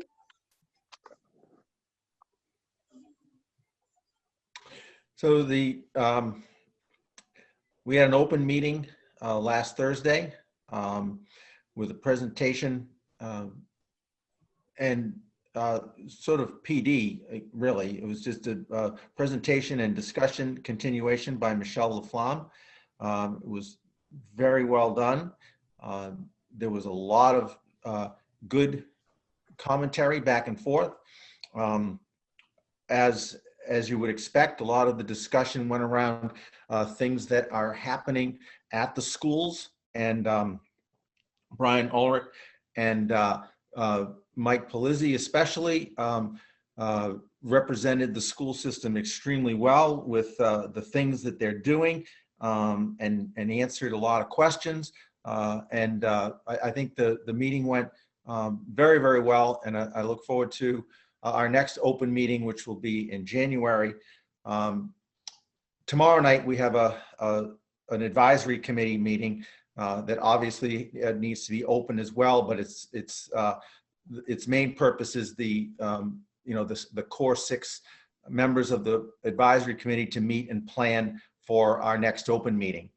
So that's the report. Michelle, do you have anything to add? Sorry, unmuting. I don't think so. I think you're right when you talk about how helpful it is to have staff members present and as members of the committee. Mr. Orlick and Dr. Pataky were great to be able to talk about what's going on at the middle school, and Mr. Palizzi at the elementary level. So I thought that was really helpful.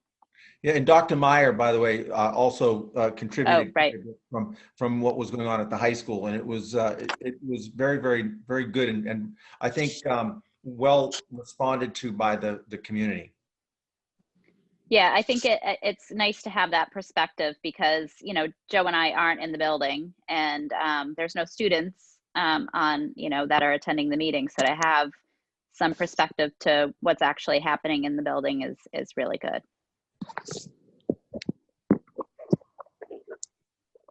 Thank you. Anybody else have any questions for Michelle or for Joe?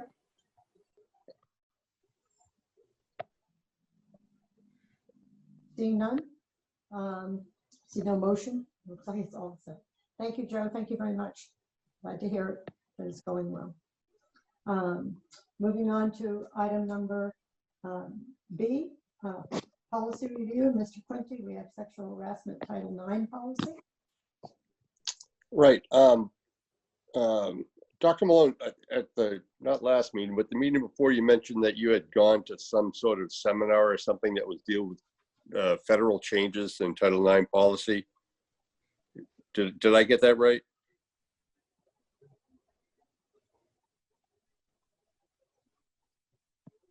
I'm sorry. Yeah, we had a training by an attorney from our Murphy, Hessian Toomey of the administration on Title IX, because there are new federal regulations, and so they had sent us a proposed policy because these policies are governed by a law, and so at the federal level they had made changes to Title IX. Right. So that's why we had the training. So and then what we did was we looked up the mask policy on Title IX, and that's what I brought forward to the committee. Okay. Say that we needed to update our current policy to reflect the new federal regulations. Right. Okay. Thank you. I did review this. I mean, I know that in your folder today we have ours on sexual harassment, but most of this policy here in harassment also deals with basically everything you're going to see in the 3 policies that we have on bullying. So it's kind of tough to do an apples by apples comparison. There are a number of items. I marked this up extensively, but there are, part of this is philosophy. When I look at our policy manual, I expect that this should be a document that a parent could read and kind of understand what you're doing. But some of the stuff, clearly there was, not taking a shot at Michelle, clearly there were a lot of lawyers involved in coming up with this policy. But I mean, in the part of sexual harassment, there's a line that says, unwelcome sexual conduct, often called quid pro quo harassment, and sexual assault as the Federal Clery Act defines that crime. You know, stuff like that is not going to help anybody with the policy. And that goes on and on. There's also a line that occurs in 3 places. Holding a school liable under Title IX can occur only when the school knows sexual harassment allegations responds in a way that is deliberately indifferent, clearly unreasonable in light of known circumstance. That occurs 3 times verbatim throughout the policy. It also gives a list of, it says, a list of items which may constitute sexual harassment, but maybe not, depending on that, because it follows with just a broadcast, even though they've just delineated everything that they don't want to see as sexual harassment. It just says clearly the legal definition of sexual harassment is broad. And let's see, we go from that to then an entire section on due process. And it seems that, and it gives exactly what to do if there's sexual violence. And for me, anytime I see the word violence, I immediately am going to just involve police. I'm sure that the information in here is probably factually correct, but if you were not an attorney or involved in law enforcement, it wouldn't be helpful. Even at the end, it says to help you out, note that the following entities have specified time limits for filing a claim, listing the Mass Commission Against Discrimination, Office for Civil Rights, US EEOC, but it doesn't say what any of the time limits are. So the document itself is not usable. I did take a look at what's involved in our sexual harassment policy and our bullying policies, and with some minor revision, I don't have a problem. I think it really comes down to, when I look at this, is what do we do to make sure that we have a Title IX coordinator that is sufficiently trained, and how do we bookkeep that to make sure that's there? Because when the pedal hits the metal, it's really going to come down to the building principals being able to handle this. Also in this policy, it says that this complete policy has to be given to every student and employee, and each parent or guardian shall sign that they received it and understand the policy. I mean, when I do my taxes, the last thing I sign says that, to the best of my knowledge, this is true. I mean, I paid a guy $4,000 to do it. I'm assuming he got it right, but it doesn't say that I understand everything that's in there. So my inclination is to review our existing policies with sexual harassment and bullying to see if we want to do changes there, and then really just take a look at what kind of certification and how we handle our Title IX coordinator. But I'm wide open to everybody else on the committee if they've read through this MASC policy. But I was very disappointed in the grammar and the punctuation and the content. I agree. The fact that the punctuation and the grammar was less than we would expect. And when you read policies that tend to repeat over and over the same thing, and it doesn't come out very concisely, and it is difficult to read and to sign and to understand. So I think it needs work as they have written it. And maybe we need to put our bullying right side by side with the sexual harassment and make it things we don't want to do. But if MSAC feels this satisfies the law, but sometimes you get, and Michelle, we all apologize, they feel they have to repeat this over and over. But if I was a parent reading this, many parents, I would say, really, I have to sign this? And don't we cover some of that in our handbooks, particularly at the high school handbook? Madam Chair, if I may, so I think you just used the words like a side-by-side, taking the mask policy because, because of the new federal regulation. And and then updating it. So I think if you could scroll down, Mr. Tebow, because this probably was developed, I don't have it in front of me, when you probably regionalized, correct? Yeah, Jim knows this, and I know this. In 2010, when we regionalized, the whole policy book was reviewed and brought up to date. So, you know, it was a gargantuan effort. Yeah. And I think it came out pretty good, but it's not perfect. No policy is. That's why it has to be reviewed.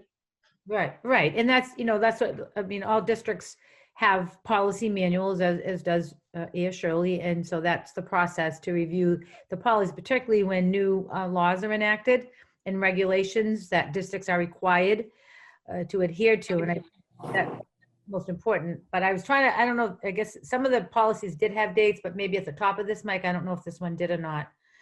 So I would say that this, you know, was written maybe, yeah. Well, this is when we've been reviewing it, but this original policy was probably when you regionalized. Yeah, but it was reviewed then. Yeah. Yeah. So, but can you point out, or maybe you know, what the new law says that is different than any other law that was out there? Do you know what they added? Or I don't have that in front of me but I can certainly work on that with Mr. Quinty if you want to show you, you know, what the changes are, but. This particular policy and the bullying policies are all tier 1 policies in our delineation. But if you would like to do this in a different format than our policy review, we could do that. So if I can just. If you want to just bring this forward as a for example, if you just wanted to take this particular policy and just handle it at the school committee level, we can certainly do that.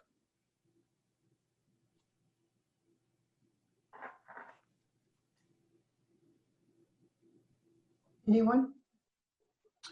So, excuse me. So my sort of thought here was, you know, as Jim mentioned, there is a lot in here, and I don't necessarily want to exclude any of it. But I don't know, is there a way to do a, I almost want to call it a cover sheet or a 1-pager to start it, and then do some more broader definitions underneath it, or broader descriptors. I don't know if that makes any sense to anyone else, but like, it's like, you know, the too long didn't read, so to speak. I don't want to make light of the policy, but you definitely, I mean, I'm looking at page 2 and there's a paragraph that's probably 20 lines long. I mean, I'm going to get through 5 or 6 of those sentences and then I'm done. So I don't know if there's a way even just to format it better that makes it easier to read without taking any of the information out of it.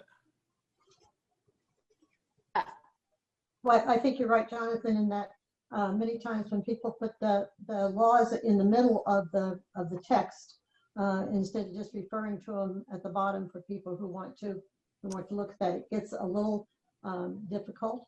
So you know, I think what Jim said and what you just said, you know, this could be tightened up and made more readable. And so I'm sorry, Joyce, I didn't mean to interrupt, but like now I'm looking at page, I don't even, like, I guess I'm on the last page. Like, you know, who you can call and what you know, the sort of process. Like, to me, it almost seems like that's more critical than all the other stuff, right? Like, if you're someone who feels that you've been sexually harassed, you want to know your thing real quick. You don't want to read through 5 pages of stuff. Like, you should be, that should be at the top to me. I mean, there are, so this is the current policy, which Title IX is on sexual harassment. And so when we have the training, and I brought forward to the committee to say we need to update the policy that we have, particularly around adhering to federal regulations. So you have two other models that Murphy, Hesse, Toomey, Lahane sent us a draft of something we could adopt, and then MASC has one as well. And they are long and they are wordy and they are very specific. So I think, the way that I might recommend to go about this is to look at, what's in the new policies that are not in the existing one to start with. What are the laws and mandates that we should have that are current, that are not in this policy, because we know it was written at the time when certain other laws were in place. I might recommend that might be a place to start. Do we have the Murphy, sorry, I'm gonna botch the name, but do we have that policy? Because I don't see it in my drive. So when I didn't put that in your drive. I gave you the MSAC one because it seems that people rely on it, but I have the Murphy, Hesse, Toomey, Lahane, and I can put it in for the next time. But I'm just wondering, sometimes, these, policy revision typically would take place, in a subcommittee with members of the school committee doing this work, and then it would be brought back to the school committee with the recommendations, for the changes. I think it's hard to try to work on revising a policy, during this type of meeting. Right. This is one of the reasons we kind of put it off for a little bit, because we felt it was difficult to do that. So we thought we would be meeting in public at a table a couple months ago. So and you're right, this is a difficult thing to do.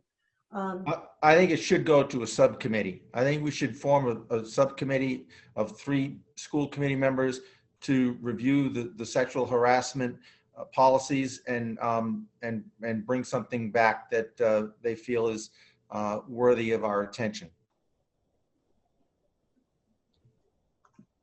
Is there something in our current policy in particular you think that needs to be expanded? No, I don't think I've read it thoroughly enough to be able to answer that question. But obviously through the We lost audio. I personally would want to see the one that our attorneys have drafted, just to look and see what we're missing in the current policy that we have. I mean, I think, not to support the lawyers, but this is all, it is all very, process oriented with some of these Mass Commission Against Discrimination and the timeframes and that kind of thing. So I would like to see what they put together to see exactly what we're missing in ours. Yeah, well, they didn't do an audit of ours. So as a result of the no, I know. They provided resources and said that this was, that we could adopt the policy as written by them, or we could certainly do the work that we're trying to engage in now. But I think that the first priority when you do policy review, in my recommendation would be that it's adherence to the law and regulations, because they change, and Right. you all did a great job on the work that you did. And so when I, as a superintendent and advising you as well, to say, well, I know that this policy that we currently have is not the laws, the federal new regulations, it does not adhere to that. So that would be the first place. And then as far as language and how it's written, certainly, making it so that it's in language so that people who read it can easily understand it and have access and know exactly what should they have a sexual harassment complaint, what are the steps, how do you bring it forward, and things like that. I think to Jim's point, certainly you wanted in what we would call, as a writer, ordinary language in some respects, so that, we talk about equity all the time. So it's equitable, so everyone has access to it and can understand it and know exactly if somebody, unfortunately, would ever be, a victim of sexual harassment and needed to file a formal complaint. Agreed. I would volunteer, I could do this. I think it'd be interesting to get back to Mass because they keep a lot of the records of other policies that people have created in their school systems that they found workable, and see if they actually haven't changed this a bit already. Because this looks like the first stab at doing this, although I'm sure we used what they had initially from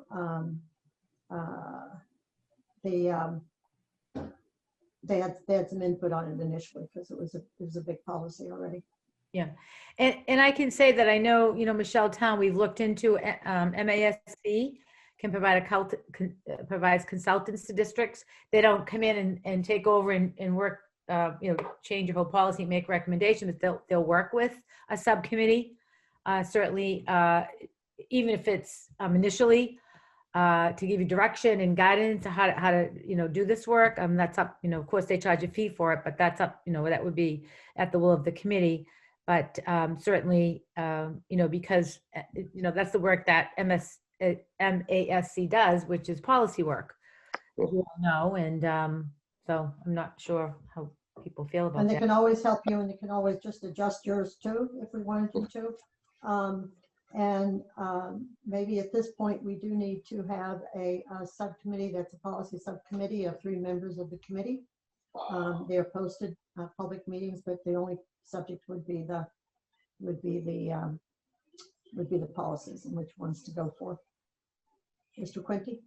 No, well, I'd just like to note that, the policy that personally, I would not want to use MASC as guidance because they're the people that put this together, and I already have major problems with the way they deal with things. I would take the review of anyone that's on the school committee above anyone from MASC at this point. This policy also deals, it's not just sexual harassment. This deals with harassment. So you would have to add in our policies on bullying, because this policy here on harassment also deals with everything that we call bullying. So that has to be dovetailed in. This is not limited to just sexual harassment.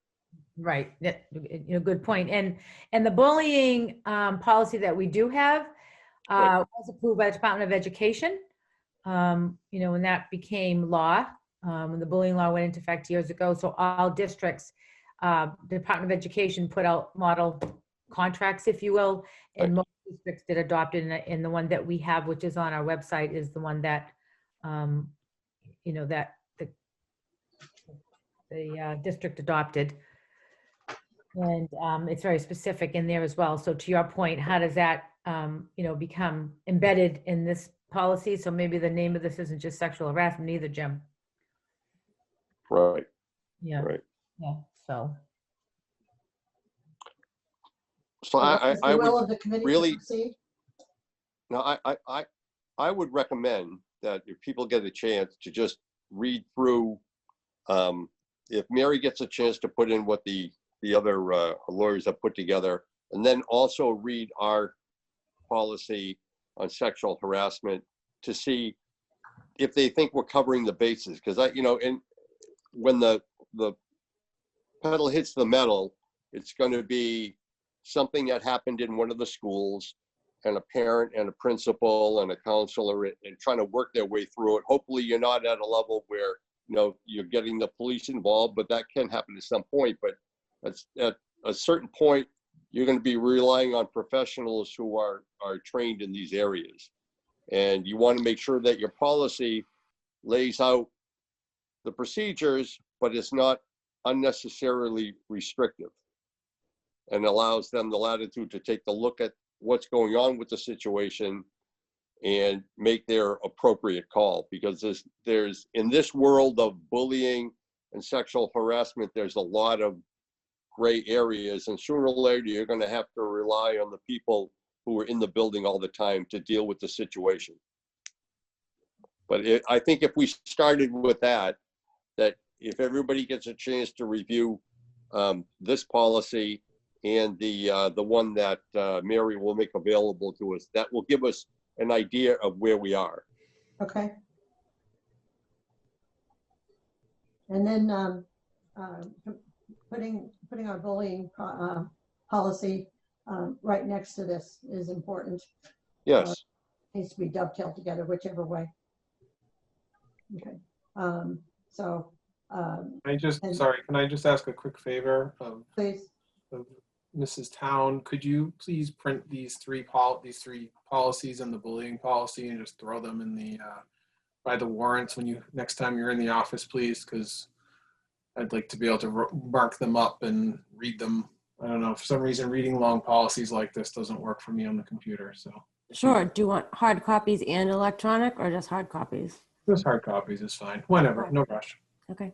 I'll take a set of that too, with the Okay. with the warrants, please. Hard copy for both of you. And me. Yeah. Okay. We'll do them I'm not- committee. We'll put envelopes for you when you do them in. That'd be And great. I'll put the Murphy, Hesty Toomey Lehane policy in there, the MASC policy, this policy, and then the bullying plan. So there's 4 documents you'll be looking for, correct? Yes, please. Okay. Thank you. And this is why Thank we you so much. hesitated on this, because it's just very, very, very hard to do it on Zoom and reading it off the screen. So thank you guys. I'm glad I'm not the only one that has that problem. So thank you for saying that. I'm the old paper person, so we will continue this discussion at our next meeting. Am I correct? You are. Very good. So we are going on to chairman's notes, and I've been threatening to do this for a number of meetings, and since it's not 9 o'clock yet, I will do this as briefly as possible. We've had the resolutions from the Massachusetts Association of School Committees. We had resolutions that were voted on in November at a Zoom meeting. There were 9 of them. I'm not going to read them in full because they go on forever. If anyone, they're in the thing. I'll quickly say that some of them were held for discussion, and I can tell you a little bit what the discussions were, but pretty much they were passed as they were written at the end. Some of them were passed immediately without any discussion, and there's some interesting ones there. And you realize that this now says to the Massachusetts Association of School Committees, this is what we want our association to work for. So resolution 1 was MCAS and high stakes testing, and the recommendation there was that because we are in COVID and the difficulty of COVID, and I think this is going to go on, but they thought that it should be held, and the students in the schools shouldn't be held responsible this period.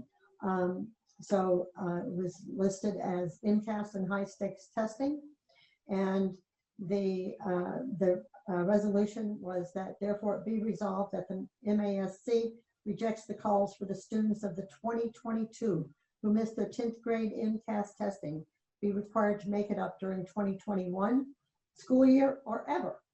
We demand those students be held harmless for not taking the MCAS, and that their graduation requirements shall be determined locally by locally controlled voices of the school committee and school administration within the remaining graduation requirements of the Commonwealth of Massachusetts. Additionally, we reiterate our call for a moratorium on all high stakes testing for the 2021 school year, so all students can benefit from their time being focused on direct instruction, and we urge the legislature to enact a moratorium of high stakes testing. And they left it in there. Well, that was the big discussion, that high stakes testing should have a moratorium for 3 years, but it did pass the way it was written finally. Resolution number 2 was something that we all go for. Resolution 2 was COVID-19 state funding, and therefore it be resolved that the state must guarantee every school district full reimbursement for whatever COVID-19 expenses are required to follow state mandates. We ensure that statewide school reopening, that it's safe, responsible, and equitable, and there can be no unfunded mandates for COVID-19. The history for that, of course, is that many times we get mandates from the state, but there's no funds following them, and so they become very difficult. So they reiterate this many times because of the history of that happening. Resolution number 3 was school committee anti-racism resolution that we sent in our recommendations on this, and therefore be it resolved that all school districts in the Commonwealth should guarantee that racist practices are eradicated and diversity, equity, and inclusion is embedded and practiced for all our students, families, faculty, and staff. School committee members should ensure that our school culture and that every district of the Commonwealth is anti-racist and acknowledge that all lives cannot matter until Black lives matter.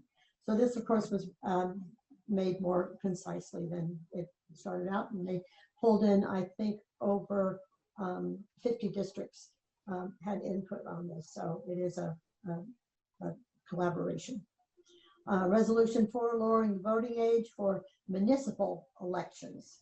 One of the whereases was that 16-year-olds may now be pre-registered to vote in Massachusetts, which may provide a logistical framework for their local participation.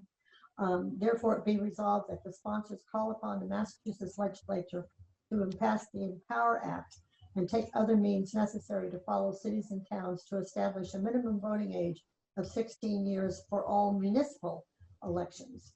That's good. They're putting back the power to the towns, and that's for local elections. One of the bases for this was to have more voter participation generally. Resolution number 5, supporting increased federal support and stimulus funding for public K through 12. Again, the history is that funding doesn't necessarily come, and it falls back to the local taxpayers, and so they are always striving to enlarge the pot. Therefore, it be resolved that MASC align with the state superintendents of schools and urge the Massachusetts congressional delegation and the state legislatures to advocate for and approve additional education funding for our nation's public schools through the enactment of progressive tax legislation. Some of these, of course, we've heard before, and it just keeps something to improve education. Resolution number 6 was retention of Medicaid revenue, and this is not always retained. And of course, we need the Medicaid revenue for many of the programs, particularly special ed programs and programs for disabilities. Therefore, it be resolved that MASC urges the general court to require 100% of the Medicaid reimbursements to cities and towns be provided in full amount to the public schools of each municipality through the school district revolving account, and to underwrite the cost of providing an adequate education. Have we heard these before? It's an ongoing battle. Resolution number 7, attempts by us DOE to direct funding to private schools. There was some things that happened in the federal stuff and Title I stuff where they were taking some of the funds and giving them to private schools instead of giving them to the public schools. Therefore, it be resolved that MASC petition the Attorney General of Massachusetts to review and recommend the Executive Office of Education and the Massachusetts Department of Elementary Education to review the formal language of such state statutes that determine the distribution of federal funds to benefit economically disadvantaged students, and further that the Attorney General provides legal guidance to state agencies in Massachusetts to implement such formulas based on the actual language and legislative intent of the statute should be in variance any advisory issued by the United States Secretary of Education, because the advisory by the Secretary of Education was that it could go to even private schools. Okay, so that was initiated by that. Resolution number 8, membership of school committee member on the Board of Elementary and Secondary Education. They are redoing that Board of Elementary and Secondary Education.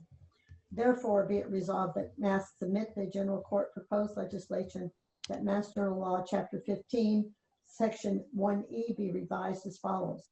Section 1E, there shall be a department, though it should be in the department, a Board of Elementary and Secondary Education in this chapter called the Board, which will consist of the chairman of the Student Advisory Council established under this section, the Secretary of Education in this chapter called the Secretary or her designee, and 9 members appointed by the governor. The 9 members appointed by the governor shall consist of 1 representative of a labor organization selected by the governor from a list of 3 nominees provided by the Massachusetts State Labor Council, AFL-CIO. 1 representative of business or industry selected by the governor with a demonstrated commitment to education. one representative of parents of school children selected by the governor from a list of 3 nominees provided by the Massachusetts Parent Teachers Association, and 1 representative from a school committee from a list of 3 nominees provided by the Massachusetts Association of School Committees, and 5 additional members. So you see that this brings in all the different aspects and supporters that we have of education, from the unions to the Parent Teachers Association, and also from school committees who are dedicated in their work. Resolution number 9, providing equity for sexual orientation, LGBTQ+ students, teachers, and staff. I'm going to read the last whereas. The Commonwealth of Massachusetts currently recognizes in state law LGBTQ+ as a protected class. Therefore, it be resolved that MASC files legislation and petition our federal legislative delegation to file legislation which would have the effect of adding sexual orientation and gender identity to the list of protected classes in order to provide equity and support to our LGBTQ+ students, teachers, and staff, and petition our legislative delegation. Okay. Almost there, guys. Number 10, relative to the monitoring of attendance of students during the pandemic. And I'm sure this rose from big discussions, and probably Mary was privy to all these, where people, you were allowed to keep your kid out of school. And you could actually have people knocking on your door. Therefore, it be resolved that the Mass advocate for legislation and regulation that protect the rights of parents to withhold their children from school for reasons of their health status or health risk, and further, that Mass advocate for regulations that hold districts accountable for the attendance of students, provide appropriate exemptions for students who experience and require extended absence from school due to health-related issues or concerns due to the COVID-19 pandemic, and further, that Mass petition the Board of Elementary and Secondary Education to waive all accountability requirements regarding attendance for the 2021 school year, and that such regulations exempt districts from sanction status on the basis of attendance when such absence are related to public health crisis, including COVID-19. So this was, that last one I think was really important, because school districts could be held severely chastised for everything that's going on during the COVID-19, and we know how important it is that we make this happen for us. So I think that last one was, of course, probably the newest one, and number 9 and number 10 were quite good. So some of the discussion on these things go on for hours. Sounds like a regular school committee to me, but anyway, I did want to report that back to you. Thank you very much for putting up with me tonight. Are there any other topics not reasonably anticipated for the evening? Well, I just wanted to mention the letter that was sent by MASC along with Dr. Scott and a few other people to the governor with respect to school openings and closings and whatnot, with respect to hybrid and remote and all of that kind of thing. The letter started off, I thought, pretty good, pretty well, rather. They were talking about the lack of communication, and that they felt that the governor wasn't really listening to them. But in the end of the letter, I felt like they totally threw teachers under the bus. Not under one bus, but a whole fleet of buses, and blamed the teachers for not wanting schools to be reopened fully or partially. And I thought that was a big mistake on their part, and I wrote an email to, as a private citizen, to Mr. Kuchar, letting him know that I thought that was not a real good thing to throw teachers under the bus. They're the lifeblood of what schools do, and them not feeling safe about going back to schools in certain districts should not be taken lightly. And so I just wanted people to know that. Thank you, Joe. Thank you very much. Anybody, anything else? Other topics? Hearing none. We have communications. Yep. So we have some announcements this evening. Tomorrow, December 17th, is half day of school for grades preschool through 5 and evening teacher parent conferences. So all remote for everything. Thursday, December 17th, Diversity, Equity, and Inclusion Advisory Meeting, 7 p.m. via Zoom. Those links, Joe, are on the town's websites at a minimum, right? Yes. Friday, December 18th, half day of school for grades preschool through 5 and afternoon parent-teacher conferences. Wednesday, December 23rd through Friday, January 1st, holiday break. Tuesday, January 5th is school committee meeting, 6:30 p.m. on Zoom. Monday, January 18th, no school in honor of Martin Luther King Jr. Day. Wednesday, January 20th, half day of school for grades 9 through 12 for exams. Also on the 20th, we have a school committee meeting at 6:30 p.m. on Zoom. Thursday, January 21st and Friday, January 22nd, half day of school for grades 9 through 12 for exams. And Friday, January 22nd, half day of school for grades 9 through 12 for exams and grades preschool through 8 and professional development for teachers. Okay. So I guess K through 8 has professional development and 9 through 12 has exams. That's it for announcements. Thank you. The time now is 9:55, if my watch is right, which I and I want to thank everybody. 8:55, 8:47. Jonathan, timekeeper. Thank you, Jonathan. Madam Chair, I just wanted to bring up there were some things in the chat that I know we can't address all of those things in the chat, but some of the things that Ciara brought up, I'm hoping that we can discuss tomorrow night in our Equity and Diversity Committee meeting, and that Jake was bringing up. He'd like to see my report be a little bit more inclusive on the Diversity and Equity and Inclusion Committee meetings, because there's a lot that goes on there, and should probably be shared more than just the minutes that we present. So I just wanted to make sure that those things were shared with everybody in case you hadn't seen them in the chat.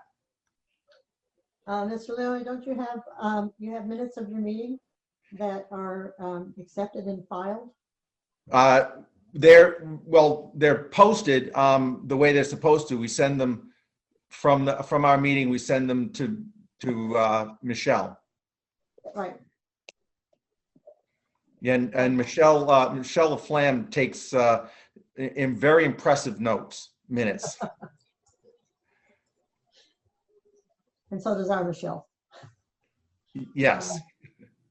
Anyway, I think this is our last meeting for the holidays, and I would like to wish everybody happy holidays. And this one is going to be just as different as Thanksgiving, and we'll all get through it. And at some point, we are seeing a light at the end of the tunnel, and all of us are working very hard in this. People are pressured quite a bit. The teachers and the staff, we know, are working incredible amount. And there isn't anyone who isn't tense and nervous. And I see it in my own business, of course, and all of you see it in whatever you do. I'm sure Cheryl sees it in her district also. So I would wish everybody a happy holiday, and I would entertain a motion to adjourn. Moved. Second. Would you call the roll, please?